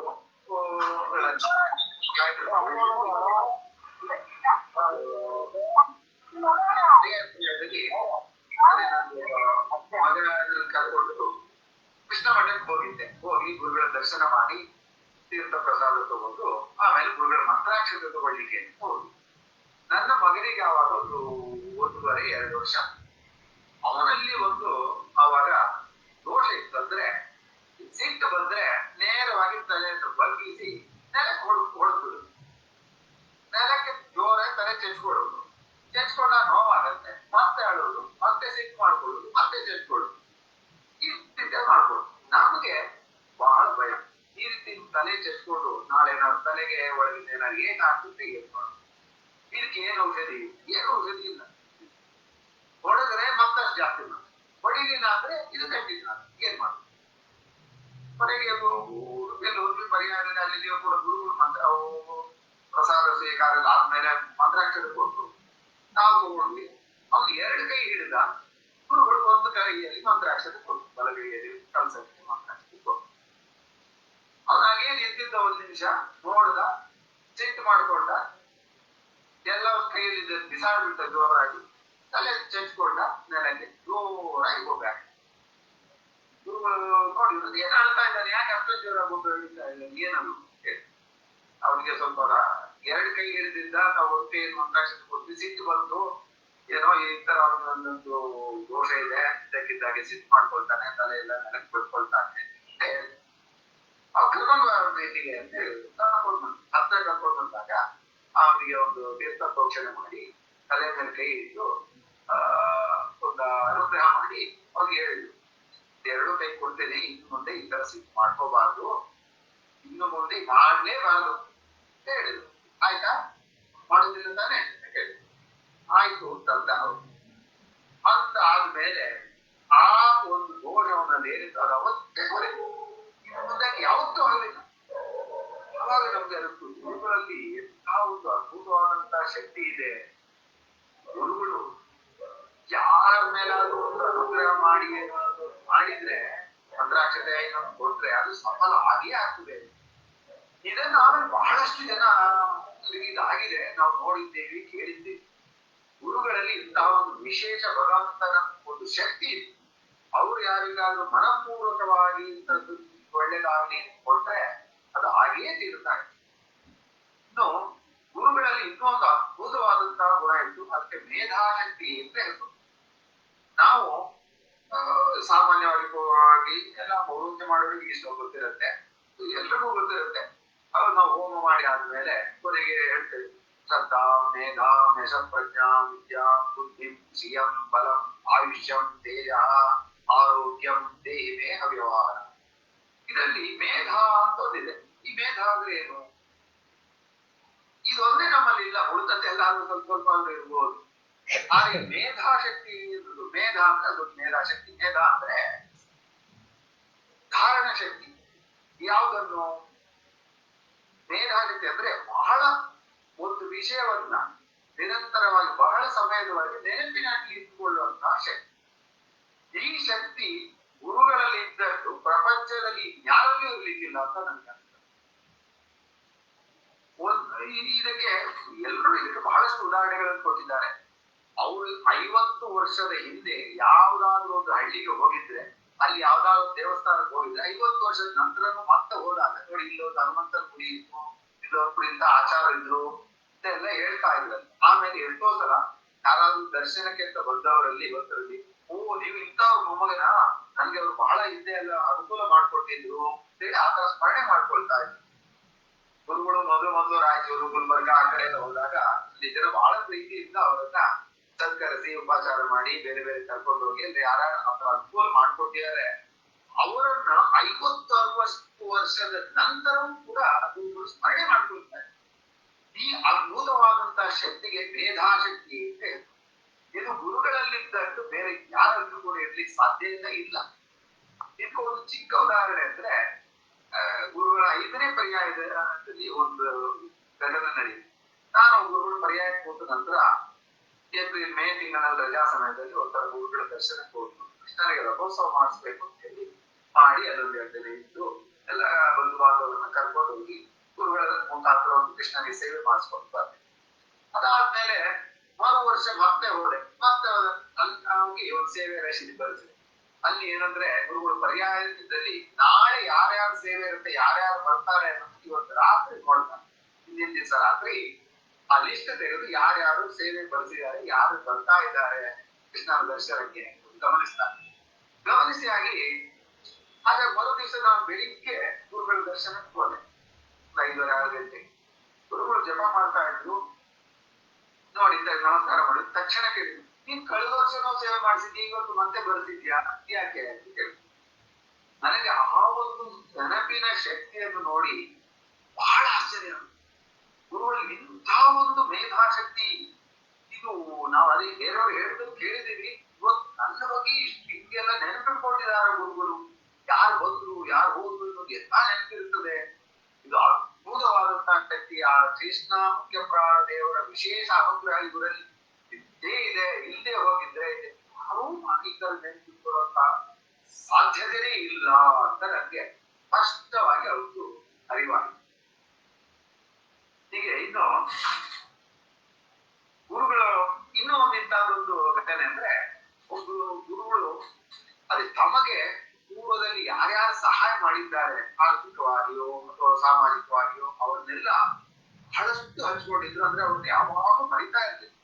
ಇನ್ನೊಂದು ಉದಾಹರಣೆ ಅಂದ್ರೆ ಬೆಂಗಳೂರಿನಲ್ಲಿ ಒಬ್ಬರು ಉದ್ಯಮಿಗಳು ಮೊದಲು ನಮ್ಮ ವಿದ್ಯಾಪೀಠಕ್ಕೆ ಕಾಂಪೌಂಡ್ ಹಾಕೊಟ್ಟಿದ್ರು, ಪ್ರತಿ ತಿಂಗಳು ಅಕ್ಕಿ ಕಳಿಸ್ತಾ ಇದ್ರು. ಆಮೇಲೆ ಬಾವಿಯಲ್ಲಿ ನೀರಿಲ್ಲ ಅಂತಾದಾಗ ಬೋರ್ವೆಲ್ ಹಾಕೊಟ್ರು. ಆಮೇಲೆ ಸ್ವಾಮಿಗಳು ಬಹಳಷ್ಟು ಸಲ ಸ್ವಲ್ಪ ಆರ್ಥಿಕವಾಗಿ ಸಹಾಯ ಮಾಡಿದ್ರು. ಆ ವ್ಯಕ್ತಿಗಳು ತೀರ್ಕೊಂಡಾಗ ನನ್ಗೆ ಅವ್ರು ಬಹಳ ಒಂದು ಹತ್ತಿರದವರಾಗಿದ್ರು. ನಾನು ಅವರಿಗೆ ಬಹಳ ಸ್ವಲ್ಪ ಅವರಿಂದಾಗಿ ನನಗೂ ಅನುಕೂಲ ಆಗಿತ್ತು. ನಾನು ಹೇಳಿದೆ ಈ ತರ ಒಬ್ಬರು ನಮ್ಮ ವಿದ್ಯಾಪೀಠ, ನಾನು ರಾತ್ರಿ 8:30 ಗಂಟೆಗೆ ಅವ್ರು ತೀರ್ಕೊಂಡ್ರು.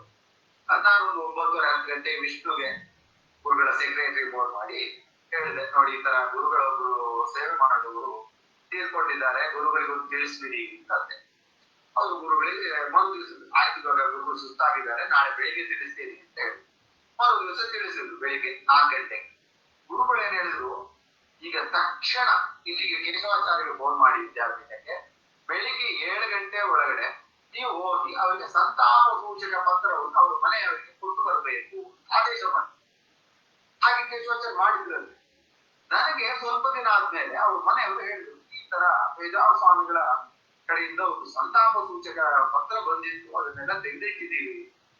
ನನಗೆ ಅವಾಗ ನಿಜವಾಗ್ಲೂ ಭಾರಿ ಆಶ್ಚರ್ಯವಾಯಿತು. ಸ್ವಾಮಿಗಳು ಪರ್ಯಾಯದಲ್ಲಿದ್ದಾರೆ, ಬೆಳಿಗ್ಗೆ ಅವ್ರು ಬಹಳಷ್ಟು ಕೆಲಸ ಇರುತ್ತೆ, ಬೆಳಿಗ್ಗೆ 4 ಮುಗಿಸಿದ್ದಾರೆ, ತಕ್ಷಣ ಇಷ್ಟೆಲ್ಲ ಸ್ವಾಮಿಗಳು ಮಾಡಿದ್ರ. ತಕ್ಷಣ ಅದನ್ನ ನೆನಪು ಅವ್ರ ಹಿಂದಿನ ಏನ್ ಸಹಾಯಗಳನ್ನ ತಿಳ್ಕೊಂಡು ಒಂದು ಸಂತಾಪ ಸೂಚಕ ಪತ್ರ ಅಷ್ಟು ಬೇಗ ಹೋಗಿ ತಲುಪುವಂತಹ ಕೆಲಸ ಮಾಡಿದ್ದಾರೆ. ಇವರ ಕ್ರಿಯಾಶೀಲತೆಗೆ ಒಂದು ಅದ್ಭುತವಾದಂತಹ ಒಂದು ಉದಾಹರಣೆ ಇದು. ಆಮೇಲೆ ಇದಕ್ಕಿಂತ ಮೊದಲು ಆ ಉದ್ಯಮಿ ಯಾರು ತೀರ್ಕೊಂಡಿದ್ರು ಅವ್ರು ನನ್ನ ಹತ್ರ ಒಂದು ಮಾತು ಹೇಳಿದ್ರು.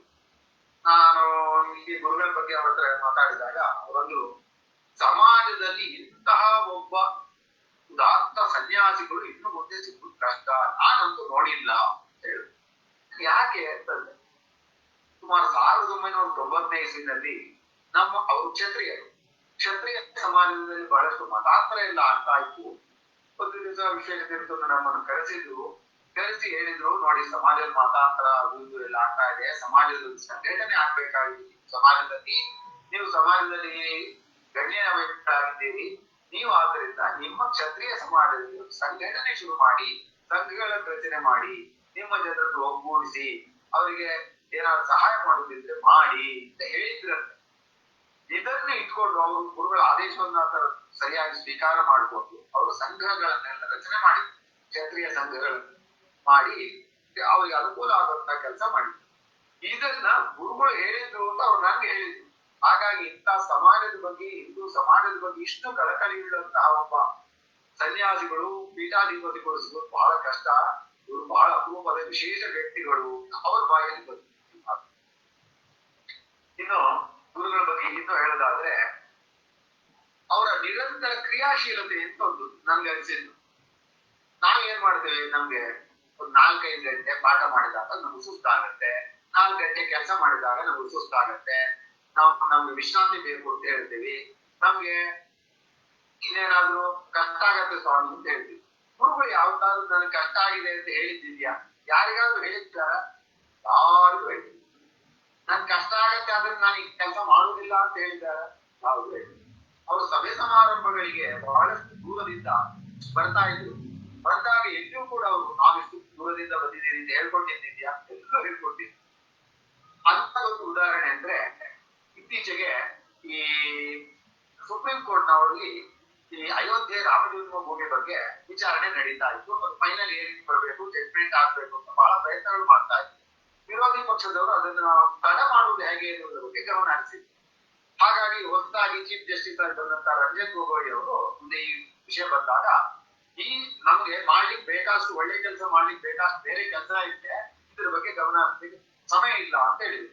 ಹಾಗಾಗಿ ಅವಾಗ ಏನಾಯ್ತು ಅಂದ್ರೆ, ಅದರ ವಿರುದ್ಧ ಪ್ರತಿಭಟನೆಗಳು ನಡೆಯುತ್ತೆ ಎಲ್ಲಾ ಕಡೆ. ಹಾಗಾಗಿ ಬೆಂಗಳೂರಿನ ಈ ಬಸವನಗುಡಿ ಕಾಲೇಜ್ ಮೈದಾನದಲ್ಲಿ ವಿಶ್ವ ಹಿಂದೂ ಪರಿಷತ್ ಅವರು ಒಂದು ಕಾರ್ಯಕ್ರಮ ಯೋಜನೆ ಮಾಡಿದ್ರು. ಅದಕ್ಕೆ ಗುರುಗಳು ಬಂದಿದ್ರು. ಗುರುಗಳು ಅವತ್ತು ಉಡುಪಿಯಿಂದ ಹೊರಟು ಬಂದಿದ್ರು. ಉಡುಪಿಯಿಂದ ಹೊರಟು ಬಂದು 5-5:30 ಬಂದ್ರು ಸಭೆಗೆ. ಬಹಳ ಸುಸ್ತಾಗಿದ್ರು. ಅವತ್ತು ಹೇಳಿದ್ರು, ನನ್ಗೆ ನನ್ನ ಜೀವನ ಕಾಲದಲ್ಲಿ ನಾನು ಬದುಕಿರುವ ಸಮಯದಲ್ಲಿ ಈ ಜಡ್ಜ್ಮೆಂಟ್ ಬರುತ್ತೋ ಇಲ್ವೋ, ಸುಪ್ರೀಂ ಕೋರ್ಟ್ಗೆ ಬೇರೆ ಎಲ್ಲ ರಾಜಕಾರಣಿಗಳ ಕೆಲಸಗಳನ್ನ ಅವ್ರ ಬಗ್ಗೆ ಇವತ್ತು ಕೇಸ್ ಹಾಕಿದ್ರೆ ನಾಳೆ ಹೇರಿಗೆ ಬರುತ್ತೆ, ಅದನ್ನ ತೀರ್ಮಾನ ಮಾಡ್ತಾರೆ. ಆದ್ರೆ ಇಡೀ ಭಾರತ ದೇಶದ ಲಕ್ಷ ಕೋಟಿ ಜನರ ಆರಾಧ್ಯ ಮೂರ್ತಿ ಆದಂತಹ ಈ ಪ್ರಭು ರಾಮಚಂದ್ರನ ಒಂದು ಕೇಸಿನ ಬಗ್ಗೆ ತೀರ್ಮಾನ ಮಾಡ್ಲಿಕ್ಕೆ ಸುಪ್ರೀಂ ಕೋರ್ಟ್ ನಮಗೆ ಸಮಯ ಇಲ್ಲ ಅಂತ ಹೇಳಿದೆ. ಬಹಳ ವಿಷಾದನೀಯ ಸಂಗತಿ. ನನಗಂತೂ ಬಹಳ ದುಃಖ ಆಗಿದೆ. ನಾನು ಇಷ್ಟು ವರ್ಷ ಇದ್ರ ಬಗ್ಗೆ ಹೋರಾಟ ಮಾಡ್ಕೊಂಡು ಬಂದಿದ್ದೀನಿ. ಆದ್ರೆ ನನ್ನ ಜೀವನಾವಧಿಯಲ್ಲಿ ಇದು ಆಗ್ತೋ ಇಲ್ವೋ ಅಂತ ನನ್ಗೆ ಬಹಳ ದುಃಖ ಆಗಿದೆ. ನಾನು ಇದನ್ನು ರಾಮ ಮಂದಿರ ನೋಡ್ತೇನೋ ಇಲ್ವೋ ಅಂತೇಳಿ ಬಹಳ ಅವರು ಕಳವಳ ವ್ಯಕ್ತಪಡಿಸಿದ್ರು. ಅವರು ಬಹಳ ದುಃಖ ವ್ಯಕ್ತಪಡಿಸಿದ್ರು. ಆಮೇಲೆ ಗುರುಗಳು ಏನ್ ಮಾಡಿದ್ರು ಅಂತ, ಆ ಕಾರ್ಯಕ್ರಮ ಮುಗಿಸಿ ಮತ್ತೆ ಉಡುಪಿಗೆ ಹೋಗ್ಬೇಕಾಗಿತ್ತು. ಈ ಒಂದೇ ಒಂದು ಕಾರ್ಯಕ್ರಮಕ್ಕೋಸ್ಕರ ಅವರು ಉಡುಪಿಯಿಂದ ಇಲ್ಲಿ ಬಂದು ಮತ್ತೆ ಈ ಕಾರ್ಯಕ್ರಮ ಸಭೆ ಮುಗಿಸಿ ಮತ್ತೆ ಅವರು ವಾಪಸ್ ಹೋದ್ರು. ಅವತ್ತು ನನಗೆ ಅನಿಸ್ತು, ಗುರುಗಳು ನಿಜವಾದ ರಾಮ ಭಕ್ತರು. ಗುರುಗಳು ಅಂತ ಹೇಳಿದ್ರು, ನಾವು ಕರ್ನಾಟಕದವರೆಲ್ಲ ಜನರು ಆಂಜನೇಯ ಇದ್ದ ಹಾಗೆ, ನಾವೆಲ್ಲ ಪ್ರಭು ರಾಮಚಂದ್ರನ ಸೇವಕರು. ಹಾಗಾಗಿ ನಾವು ಇಷ್ಟೆಲ್ಲ ಪರಿಶ್ರಮ ಪಡ್ತಾ ಇದ್ದೀವಿ. ಅದು ಅವ್ರು ಹೇಳಿದ್ರು 100,000 ಪಟ್ಟು ಸತ್ಯ. ಈ ಅಯೋಧ್ಯೆಯ ರಾಮ ಮಂದಿರ ನಿರ್ಮಾಣಕ್ಕಾಗಿ ಅವರು ಪಟ್ಟ ಪರಿಶ್ರಮ ಇದೆ. ಜೊತೆಗೆ ಅವರ ನಿತ್ಯ ಪೂಜೆ ಮಾಡುವುದು ಪ್ರಭು ರಾಮಚಂದ್ರನಿಗೆ. ಎಲ್ಲಾ ಮಠಗಳಲ್ಲಿ, ಮಾಧ್ವ ಮಠಗಳಲ್ಲಿ, ಸ್ಮಾರ್ಥ ಮಠಗಳಲ್ಲಿ ಎಲ್ಲ ಕಡೆಯೂ ರಾಮಚಂದ್ರ ದೇವರು ಇದ್ದಾರೆ. ಯಾರು ರಾಮಚಂದ್ರ ದೇವರಿಗೆ ಪಟ್ಟದಲ್ಲಿ ಇಟ್ಕೊಳ್ಳಿಲ್ಲ ಅಂದ್ರೂ ಕೂಡ ಅವರು ಮಂಗಲಾಚರಣೆ ಮಾಡುವಾಗ ರಾಮಚಂದ್ರನ ಸ್ತುತಿಯನ್ನು ಮಾಡ್ತಾರೆ. ಈಗ ಬಹಳಷ್ಟು ಮಠಗಳಲ್ಲಿ ಇದೆ. ಬಹಳಷ್ಟು ಮಠಗಳಲ್ಲಿ ರಾಮದೇವರ ಪೂಜೆ ನಿತ್ಯ ನಡೆಯುತ್ತೆ. ಆದ್ರೆ ಎಲ್ಲರೂ ರಾಮನ ಪರಮ ಭಕ್ತರೇ. ಆದ್ರೆ ಗುರುಗಳು ವಿಶೇಷವಾದಂತಹ ರಾಮ ಭಕ್ತರು. ಅವರು ಹೇಳಿದಾಗ ಎಲ್ಲರೂ ಕವಿಗಳು ಇರ್ತೇವೆ ನಾವು. ಆದ್ರೆ ಹನುಮಂತ ಒಬ್ಬನೇ ಒಬ್ಬ. ಅಂತ ಸಾಮರ್ಥ್ಯ, ಅಂತ ಭಕ್ತ ಒಬ್ಬರೇ. ನಮ್ಮ ಗುರುಗಳು ಅಂತಹ ಒಬ್ಬ ಪರಮ ರಾಮ ಭಕ್ತರು. ಇಲ್ಲೇ ಹೋಗಿದ್ರೆ ಬೆಂಗಳೂರ ಕಾರ್ಯಕ್ರಮ ನಡೆಯುತ್ತೆ, ನನ್ಗೆ ವಯಸ್ಸಾಗಿದೆ, ದೂರ ನಾನು ಅಲ್ಲಿ ಹೋಗ್ಲಿಕ್ಕೆ ಆಗಲ್ಲ ಅಂತ ಹೇಳ್ಬೋದು. ಆದ್ರೆ ಗುರುಗಳು ಇಂಥ ಒಂದು ಕಾರ್ಯಕ್ರಮ, ಅಯೋಧ್ಯೆಯ ಬಗ್ಗೆ ಕಾರ್ಯಕ್ರಮ ಅಂದ್ರೆ ಅದರಲ್ಲಿ ಎಲ್ಲಿಯೂ ಕೂಡ ಯಾವತ್ತೂ ತಪ್ಪಿಸಿದ್ದಿಲ್ಲ. ಇದರ ಬಗ್ಗೆ ಇನ್ನೊಂದು ಉದಾಹರಣೆ ಹೇಳೋದಾದ್ರೆ, 1990 ಕರಸೇವೆ ಅಂತ ಹೇಳಿ ನಡೆಯಿತು. ಕರಸೇವೆ ನಡೆದಾಗ ಗುರುಗಳು ಇಲ್ಲಿಂದ ಎಲ್ಲರನ್ನು ಉಡುಪಿಯಿಂದ ಹತ್ತಮಟಾಗಿ ಬಹಳ ಸ್ವಾಮಿಗಳನ್ನು ಕರ್ಕೊಂಡು ಅಯೋಧ್ಯೆಗೆ ಹೊರಟಿದ್ರು. ಹೋದಾಗ ಮುಲಾಯಂ ಸಿಂಗ್ ಸರ್ಕಾರ ಇತ್ತು. ಆ ಸರ್ಕಾರ ಎಲ್ಲ ಯಾರು ಕೂಡ ಅಯೋಧ್ಯೆಯ ಗಡಿಯನ್ನು ದಾಟಿ ಒಳಗೆ ಬರ್ಲಿಕ್ಕಿಲ್ಲ ಅಂತ ನಿಷೇಧ ಮಾಡಿದ್ರು.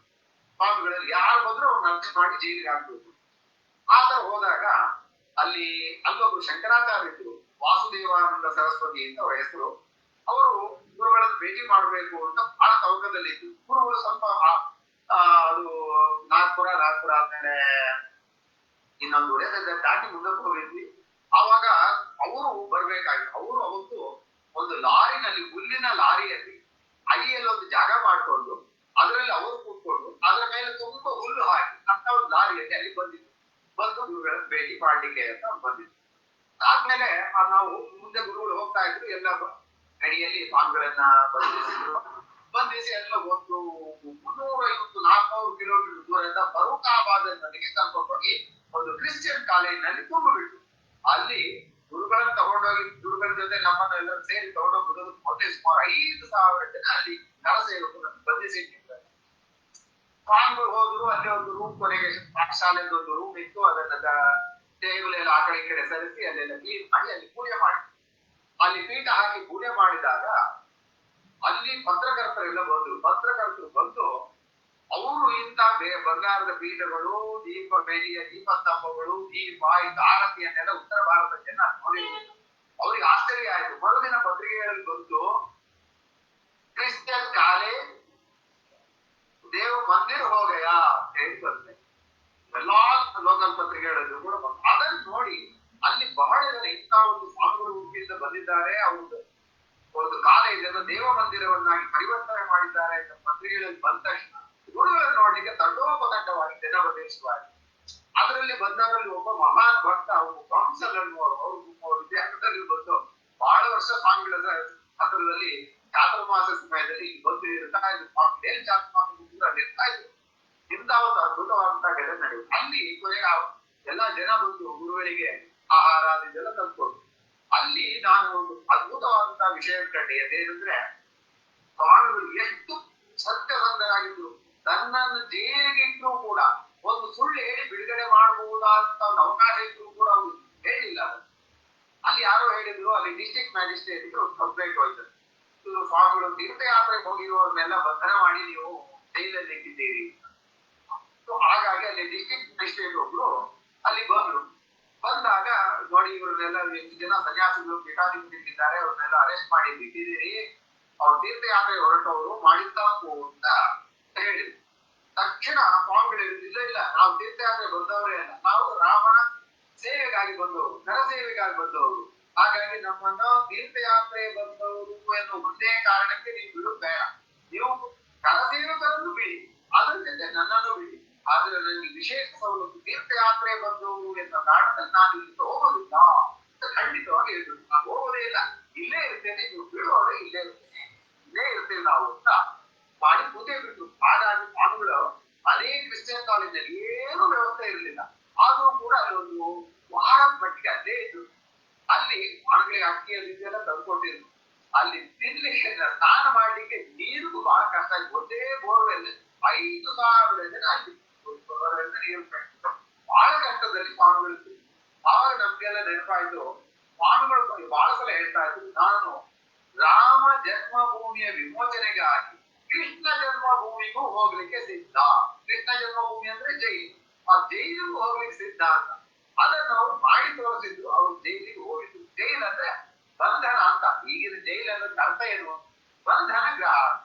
ಸ್ವಾಮಿಗಳನ್ನು ಒಂದು ಕಡೆ ಕೂಡ ಹಾಕಿದ್ರೆ ಅದೇ ಜೈಲು, ಅದೇ ಬಂಧನ ಗ್ರಹ.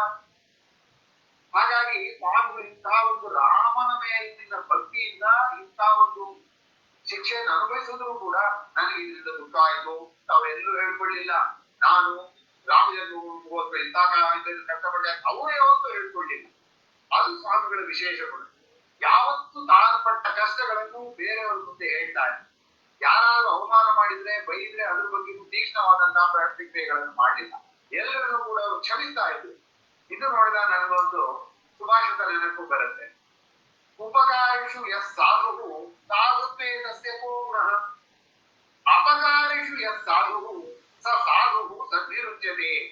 ಅಪಕಾರಿಗಳಿಗೂ ಯಾರು ಸಾಧುವಾಗಿರ್ತಾನೋ ನಿಜವಾದ ಸಾಧು ಅವನೇ.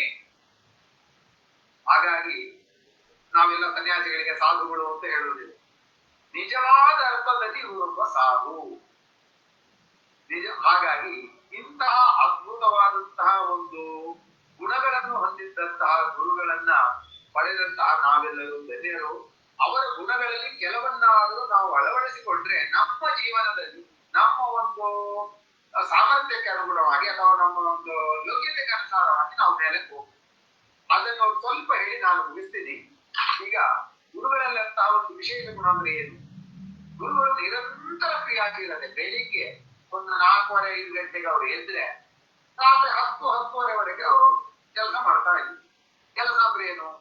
ಅವ್ರು ಏನೇನ್ ಮಾಡೋದು, ಯಾರು 1,000 ಜನ ಬಂದವರನ್ನು ಭೇಟಿ ಮಾಡುವುದು, ಪಾಠ ಮಾಡುವುದು, ನಿತ್ಯಾನುಷ್ಠಾನ ಮಾಡುವುದು, ಇದಕ್ಕೆ ಅವರ ಜೀವನದಲ್ಲಿ ಒಂದೇ ಒಂದು ದಿನ ಕೂಡ ವಿಶ್ರಾಂತಿ ಅನ್ನೋದು ಇಲ್ಲ. ನಿರಂತರ ಮಾಡಿರುವಂತಹ ಕೆಲಸ.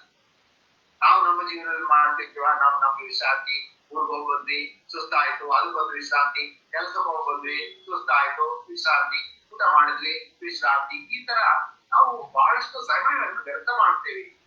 ಇದನ್ನ ಆದಷ್ಟು ನಾವು ಕಡಿಮೆ ವ್ಯರ್ಥ ಮಾಡ್ಕೋಬೇಕು. ಜಾಸ್ತಿ ನಾವು ಯಾವ್ಯಾವ ಕ್ಷೇತ್ರದಲ್ಲಿ ಇರ್ತೀವೋ ಆ ಕ್ಷೇತ್ರದಲ್ಲಿ ನಮ್ಮ ಯೋಗ್ಯತೆಗನುಸಾರವಾಗಿ ಮೇಲೆ ಮೇಲೆ ಹೋಗ್ಲಿಕ್ಕೆ ನಾವು ಪ್ರಯತ್ನ ಪಡಬೇಕು. ಕೆಲವೊಂದ್ಸಲ ನಮ್ಗೆಲ್ಲ ಅದಾಗುದಿಲ್ಲ, ಇದಾಗುದಿಲ್ಲ, ನಮ್ ಕೈಲಾಗುದಿಲ್ಲ ಅಂತ ಬಿಡೋರು ಬಹಳ ಇರ್ತಾರೆ. ಆದ್ರೆ ಯಾವುದನ್ನು ಬಿಟ್ಟು ಬಿಡಬಾರ್ದು, ನಮ್ಮ ಪ್ರಯತ್ನವನ್ನು ಮಾಡಬೇಕು. ಗುರುವನ್ನೇ ಇಹಕರ ಮಾಡಿ ಜೀವಿಸೆ. ಗುರುಗಳ ಬಗ್ಗೆ ನಾನು ಪಡುಬಿದ್ರಿ ರಾಘವೇಂದ್ರರಲ್ಲಿ ಒಂದು ನ್ಯಾಯವಾದಿಯಾಗಿ ಅವರಲ್ಲಿ ಕಲೀಲಿಕ್ಕೆ ಅಂತ ಹೋದಾಗ ಅವ್ರು ನನ್ನೊಂದು ಮಾತು ಹೇಳಿದ್ರು.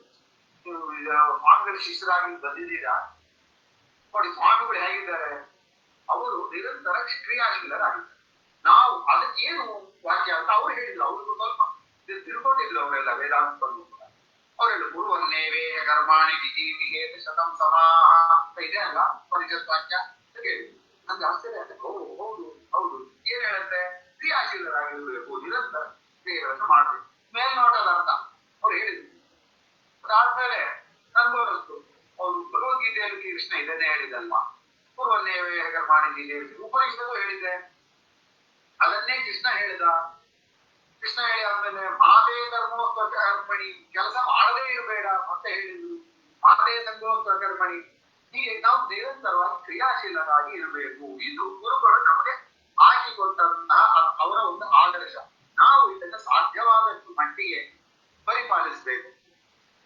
ಅದೇ ರೀತಿ ಗುರುಗಳು ನಿರಂತರವಾಗಿ ಅಧ್ಯಯನಶೀಲರಾಗಿದ್ರು. ಅದನ್ನು ಗುರುಗಳು ಒಂದು ಸುಧಾಮಂಗಳ ದಿವಸ ಹೇಳಿದ್ರು. ನೋಡಿ, ನೀವು ಎಲ್ಲ ಕಲ್ತಿದ್ದೀರಾ, ಕಲ್ತಿದ್ದೆಲ್ಲ ಕೆಲವರು ಪ್ರವಚನ ಮಾಡ್ಲಿಕ್ಕೆ ಆಗುದಿಲ್ಲ, ನಿಮ್ಗೆ ಶಿಷ್ಯರು ಸಿಗುವುದಿಲ್ಲ, ಪಾಠ ಮಾಡ್ಲಿಕ್ಕೆ ಆಗುದಿಲ್ಲ. ಹಾಗೆಂತೇಳಿ ನೀವು ಕಲ್ತದನ್ನು ಮರಿಬೇಡಿ. ನೀವು ಕಲ್ತದನ್ನು ಮತ್ತೆ ಇನ್ನೊಂದ್ಸಲ ಓದಿ. ಇದು ಬೇರೆಯವರಿಗೆಲ್ಲ ನಿಮಗೋಸ್ಕರ. ಅವತ್ತೇನು ಓದ್ಕೊಂಡಿದ್ರು ಅದಕ್ಕಿಂತ ವಿಶೇಷವಾದ ಅರ್ಥ ನಿಮ್ಗಾಗುತ್ತೆ. ಕೊನೆಗೆ ನಿಮ್ಗೆ ಯಾರು ಸಿಗ್ಲಿಲ್ಲ ಅಂದ್ರೆ ನಿಮ್ಮ ಹೆಂಡತಿ ಮಕ್ಕಳಿಗೆ ಸ್ವಲ್ಪ ಹೇಳಿ ತಂದ್ರಿ. ಇದು ಬಹಳ ಒಂದು ಅದ್ಭುತವಾದ ಮಾತು. ನಿಜವಾಗಿ ಅದು ಹೌದು. ನಾವು ಆಮೇಲೆ ಬಹಳಷ್ಟು ವರ್ಷಗಳ ನಂತರ ಮತ್ತೆ ಪುಸ್ತಕಗಳು ನೋಡಿದ್ರೆ ಸ್ವಲ್ಪ ಜಾಸ್ತಿ ಅರ್ಥ ಆಗುತ್ತೆ. ಇದರಿಂದ ನಮ್ಗೆ ಜೀವನದಲ್ಲಿ ಬಹಳಷ್ಟು ಉಪಯೋಗ ಆಗುತ್ತೆ ಅಂತೇಳಿ ನನ್ನ ಒಂದು ಅಭಿಪ್ರಾಯ. ಹೀಗೆ ಗುರುಗಳ ಒಂದು ಬಹಳಷ್ಟು ಇಂತಹ ಗುಣಗಳು ಅವ್ರಿಗೆ ಬಹಳ ಇದೆ. ಅದನ್ನ ಹೇಳಿ ಮುಗಿಸ್ಲಿಕ್ಕಿಲ್ಲ. ಒಬ್ಬೊಬ್ಬರಿಗೆ ಅವರು ಒಂದೊಂದು ಗುಣಗಳು ಕಾಣಿಸ್ತವೆ. ಯಾಕಂದ್ರೆ ಒಂದು ವಸ್ತುವನ್ನು ಒಬ್ಬೊಬ್ಬರು ನೋಡುವಂತಹ ವಿಧಾನಗಳು ಬೇರೆ. ಕೆಲವರಿಗೆ ಅವರು ಮಹಾನ್ ಪಂಡಿತರಾಗಿ ಕಾಣ್ತಾರೆ, ಕೆಲವರಿಗೆ ಮಹಾನ್ ಚತುರ ರಾಜಕಾರಣಿಯಾಗಿ ಕಾಣ್ತಾರೆ, ಕೆಲವರಿಗೆ ಮಹಾನ್ ಧೈರ್ಯವಂತರಾಗಿ ಕಾಣ್ತಾರೆ. ಎಲ್ಲ ಅದು ಯಾಕಂದ್ರೆ ಅದು ನಮ್ಮ ಗುಣಕ್ಕೆ ಅನುಸಾರವಾಗಿ ನಮ್ಗೆ ಕಾಣ್ತಾರೆ. ಏಕೇವ ಪದಾರ್ಥಸ್ತು ತ್ರಿಧಾ ಭವತಿ ವೀಕ್ಷಿತ ಗುಣಪಃ ಕಾಮಿನಿ ಮಾಂಸಂ ಯೋಗಿಭಿ ಕಾಮಿಭಿ ವಿಶ್ವಭಿ. ಒಂದೇ ವಸ್ತು ಬಹಳ ಜನರಿಗೆ ಒಬ್ಬೊಬ್ಬರಿಗೆ ಅವರವರ ಅಭಿರುಚಿಗೆ ಅನುಸಾರವಾಗಿ ಭಿನ್ನವಾಗಿ ಕಾಣುತ್ತೆ. ಇನ್ನು ಒಂದು ವಿಷಯ ನಾನು ಹೇಳಲೇಬೇಕಾಗಿದೆ. ಗುರುಗಳು ಬೇರೆಯವರ ಆಸ್ತಿಗಾಗಿ ಅಥವಾ ದುಡ್ಡಿಗಾಗಿ ಯಾವತ್ತೂ ಅಪೇಕ್ಷೆ ಪಡಲಿಲ್ಲ. ಮಾಗೃಧ ಕಸ್ಯಸ್ಮಿ ಧನಂ ಎನ್ನುವುದನ್ನು ಜೀವನದಲ್ಲಿ ಪೂರ್ಣವಾಗಿ ಪರಿಪಾಲನೆ ಮಾಡಿದ್ದು. ಇದರ ಒಂದು ಉದಾಹರಣೆ ಹೇಳ್ತೀನಿ. ಗುರುಗಳು ಒಂದ್ಸಲ ನನ್ನನ್ನು ಕರೆದು ಒಬ್ರು ನನಗೆ ಒಂದು ಬೆಂಗಳೂರಿನ ಎನ್ಆರ್ ಕಾಲೇಜ್ ರಿಸರ್ವಾಯರ್ ಸ್ಟೇಟ್ ನಲ್ಲಿ ಗುರುಗಳಿಗೆ ಒಂದು ಆಸ್ತಿಯನ್ನು ದಾನ ಕೊಟ್ಟಿದ್ರು. ಬಹಳ ದೊಡ್ಡ ಸೈಟ್, ಬಹುಶಃ ಒಂದು 4,000 ಅಡಿ 5,000 ಅಡಿ ಇರ್ಬೋದು ಅನ್ಸುತ್ತೆ. ಅವರ ಮನೆ ವಿಶಾಲವಾದಂತ ಒಂದು ಬಂಗ್ಲೆ ಅದು. ಅದನ್ನ ದಾನ ಕೊಟ್ಟಿದ್ರು. ಅವ್ರಿಗೆ ಅವ್ರ ಯಾರ ಉತ್ತರಾಧಿಕಾರಿಗಳ ಬಗ್ಗೆ ಅಸಮಾಧಾನ ಇತ್ತು. ಅವ್ರ ಹತ್ರ ಸರಿಯಾಗಿ ಒಂದು ಇರ್ಲಿಲ್ಲ ವ್ಯವಹಾರ. ಅದನ್ನ ಅವರು ದಾನ ಕೊಟ್ಟಿದ್ರು ಗುರುಗಳಿಗೆ. ಆ ವ್ಯಕ್ತಿ ದಾನ ಕೊಟ್ಟ ವ್ಯಕ್ತಿ ತೀರಿ ಹೋದ ನಂತರ ಅವರ ಸಂಬಂಧಿಕರು ಬಂದು ಗುರುಗಳೇ ನೀವು ತಗೊಂಡ್ಬಿಟ್ಟಿದ್ದೀರಿ, ಇದನ್ನು ವಾಪಸ್ ತಂದ್ಕೊಡ್ಬೇಕು. ನಾವು ಅವ್ರ ಜೊತೆ ಸರಿಯಾಗಿದ್ದಿದ್ರೆ ನಮ್ಗೆ ಬರ್ತಾ ಇತ್ತು. ನೀವು ಹಾಗಾಗಿ ನಮ್ಗೆ ವಾಪಸ್ ಕೊಡಿ ಅಂತ ಕೇಳಿ. ಗುರುಗಳು ಕೊನೆಗೆ ಅದನ್ನ ಒಪ್ಕೊಂಡು ಒಂದ್ ದಿವಸ ನನ್ನ ಕರೆದು, ನೋಡು ನೀನು ನಾನು ಬರ್ಕೊಡ್ತಿದ್ದೀನಿ, GPA ಕೊಡ್ತೀನಿ, ನೀನು ಹೋಗಿ ಅದನ್ನ ಅವ್ರಿಗೆ ವಾಪಸ್ ಕೊಟ್ಬಿಡು ಅದು. ನಾನ್ ಕೇಳಿ, ಸ್ವಾಮಿ ಇಷ್ಟು ದೊಡ್ಡ ಆಸ್ತಿ ನೀವ್ ಯಾಕೆ ವಾಪಸ್ ಕೊಡ್ತೀರಾ? ಅವ್ರು ಬೇಕಾದ್ರೆ ಕೋರ್ಟಲ್ಲಿ ಕೇಸ್ ಹಾಕೊಳ್ಳಿ, ಅವ್ರ ಕಡೆ ಆದ್ರೆ ಅವ್ರು ತಗೊಂಡು ಹೋಗಿ.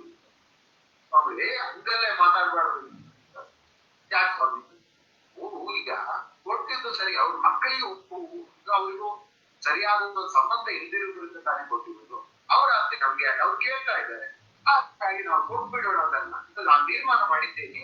ಹಾಗಾಗಿ ಅದನ್ನ ನಾವು ಇಟ್ಕೊಳ್ಳೋ ಕ್ರಮೇನೇ ಇಲ್ಲ, ಅವ್ರಿಗೆ ವಾಪಸ್ ಕೊಡ್ತೀನಿ ಅಂತ ಗುರುಗಳು ಹೇಳಿ ಅಷ್ಟು ಬೆಲೆ ಮಾಡುವಂತಹ ಆಸ್ತಿಯನ್ನು ಅವರ ಯಾರು ದಾನ ಕೊಟ್ಟಿದ್ರು ಅವರ ಉತ್ತರಾಧಿಕಾರಿಗಳಿಗೆ ವಾಪಸ್ ಕೊಟ್ಬಿಟ್ಟು, ಇದು ನೋಡಿದಾಗ ನಮ್ಗೆ ಬಹಳ ಅನಿಸ್ತು. ಇವರು ತಮಗೆ ಏನು ಬರ್ಬೇಕೋ ಅದು ನೇರವಾಗಿ ಬಂದು ಪರವಾಗಿಲ್ಲ, ಯಾರಾದ್ರೂ ದುಃಖದಿಂದ ಕೊಟ್ರೆ ಅಥವಾ ಕೊಟ್ಟವರ ಉತ್ತರಾಧಿಕಾರಿಗಳು ಬಂದು ಹೇಳಿದ್ರೆ ಗುರುಗಳು ಅವರಿಗೆ ಅವತ್ತು ಇಟ್ಕೊಳ್ತಾ ಇರಲಿಲ್ಲ, ಅದು ನೇರವಾಗಿ ವಾಪಸ್ ಕೊಡ್ತಾ ಇದ್ರು.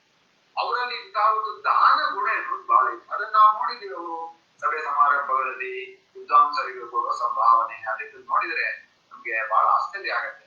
ಅಂತಹದ್ದೊಂದು ದುಡ್ಡು ಅಂದ್ರೆ ನಾವು ನಮ್ಮ ವಿದ್ಯಾರ್ಥಿ ಸಂಘದಿಂದ ಗುರುಗಳಿಗೆ ಅಂತೇಳಿ ಒಂದು ಬಹಳ ವಿದ್ಯಾರ್ಥಿ ಸಂಘ ಸ್ಥಾಪನೆ ಆದಾಗ ಒಂದು ಕಾಣಿಕೆ ಮಾಡಿ ಎಲ್ಲರೂ ಸೇರ್ಕೊಟ್ಟು ಮಾಡಿ ದುಡ್ಡು ಕೊಟ್ಟರು.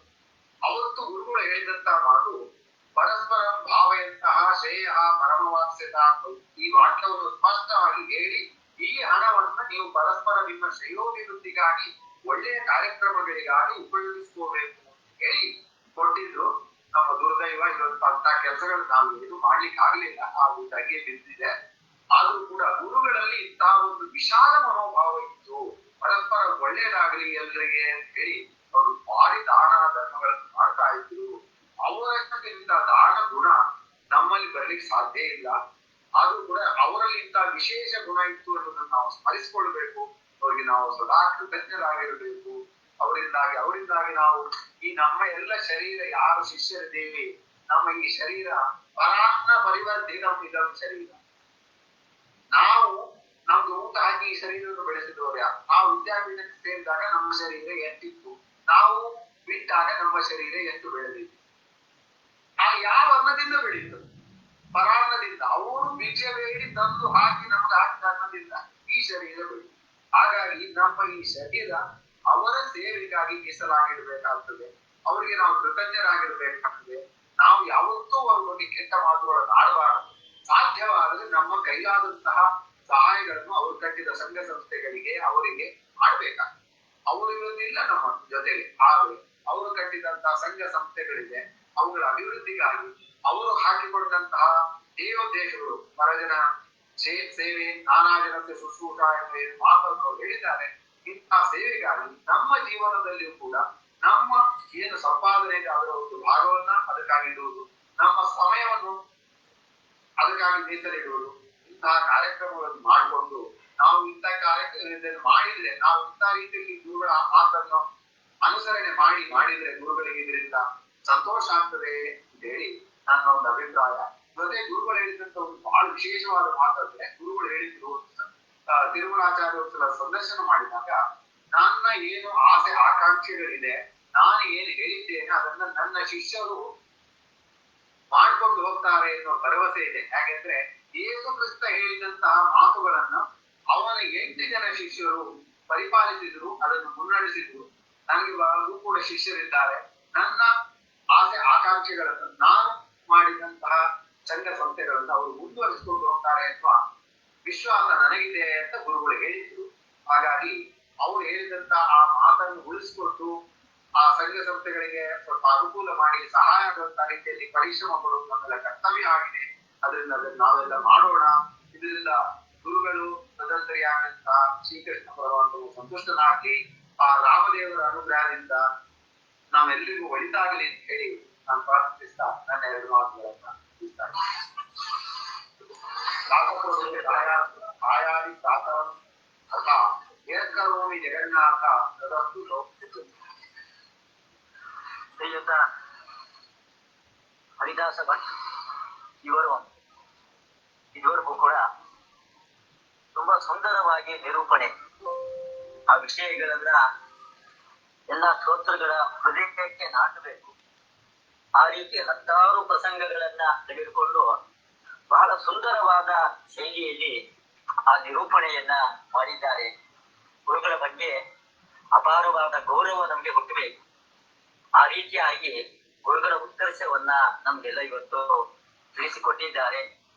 ಗುರುಗಳು ಯಾವ ರೀತಿಯಾಗಿ ಉಪನಿಷತ್ತಿನ ಸಂದೇಶಗಳನ್ನ ಮಹಾಗುರುದ ಕಸೇಸಿತನಂ ಗುರುವನ್ನೇವೇ ಕರ್ಮಾಣಿ ಮೇಲೆ ಉಪನಿಷತ್ತಿನ ಸಂದೇಶಗಳು, ಆ ಸಂದೇಶಗಳನ್ನ ಅವರು ಓದಿ ಹಾಗೆ ಬಿಟ್ಟಿರ್ಲಿಲ್ಲ, ತಮ್ಮ ಜೀವನದಲ್ಲಿ ಅದನ್ನ ರೂಢಿಸಿಕೊಂಡಿದ್ರು. ನಾವು ಕೂಡ ಅವುಗಳನ್ನ ರೂಢಿಸಿಕೊಂಡಾಗ ನಿಜವಾಗಿ ಗುರುಗಳಿಗೆ ಸಲ್ಲಿಸ್ತಕ್ಕಂತಹ ಕೃತಜ್ಞತೆ ಅದಾಗತ್ತೆ ಎಂಬುದಾಗಿ ಹರಿದಾಸ ಆಚಾರ್ಯರು ತುಂಬಾ ಚೆನ್ನಾಗಿ ಇವತ್ತು ನಿರೂಪಣೆಯನ್ನ ಮಾಡಿದ್ದಾರೆ.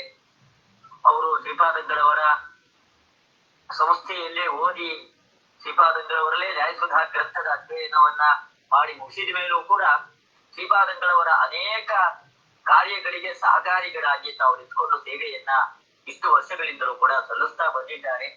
ಅವರ ಸಂಸ್ಥೆಯ ಬಗ್ಗೆ ಇದೇ ರೀತಿಯಾದ ಅಭಿಮಾನ ವಿಶ್ವಾಸವನ್ನ ಯಾವತ್ತೂ ಕೂಡ ಹೊಂದಿರಬೇಕು ಎಂಬುದಾಗಿ ನಾನು ಕೇಳ್ಕೊಳ್ತಾ, ಅವರಿಗೆ ನಾನು ನಮ್ಮ ವಿಶೇಷ ತೀರ್ಥ ಸೇವಾ ಸಂಘದ ಎಲ್ಲ ವಿದ್ವಾಂಸರ ಪರವಾಗಿ ಹೃತ್ಪೂರ್ವಕವಾಗಿ ಕೃತಜ್ಞತೆಗಳನ್ನ ಶ್ರೀ ಹರಿದಾಸಾಚಾರ್ಯರಿಗೆ ನಾನು ಸಲ್ಲಿಸ್ತಾ ಇದ್ದೇನೆ. ಇವತ್ತಿನ ಈ ಕಾರ್ಯಕ್ರಮ ಇಲ್ಲಿಗೆ ಮುಕ್ತಾಯ ಆಗ್ತಾ ಇದೆ. ನಾಳೆ ದಿವಸ ಪ್ರಖ್ಯಾತ ಜ್ಯೋತಿಷಿಗಳು, ಒಳ್ಳೆ ವಾಗ್ಮಿಗಳು ಆಗಿರ್ತಕ್ಕಂಥವ್ರು ಕಬ್ಬ್ಯಾಡಿ ಜಯರಾಮಾಚಾರ್ಯರು, ಒಳ್ಳೆ ಸರಳತೆ ಸಜ್ಜನಿಕೆಯನ್ನ ಹೊಂದಿರತಕ್ಕಂತಹ ವ್ಯಕ್ತಿಗಳು ಸಮಾಜದಲ್ಲಿ, ಅವರು ನಾಳೆ ದಿವಸ ಶ್ರೀಪಾದಂಗಳವರ ವ್ಯಕ್ತಿತ್ವದ ಚಿತ್ರಣವನ್ನ ಮಾಡ್ತಾರೆ ಕಬ್ಬ್ಯಾಡಿ ಜಯರಾಮಾಚಾರ್ಯರು. ಅದರ ದಯವಿಟ್ಟು ನಾಳೆ ದಿವಸ 7 ಗಂಟೆಗೆ ಎಲ್ಲರೂ ಕೂಡ ಉಪಸ್ಥಿತರಾಗಬೇಕು ಎಂಬುದಾಗಿ ತಿಳಿಸ್ತಾ ಕೃಷ್ಣಾರ್ಪಣ ಮತ್ತು ಈ ಕಾರ್ಯಕ್ರಮವನ್ನು ಮುಗಿಸ್ತಾ ಇದ್ದೇವೆ.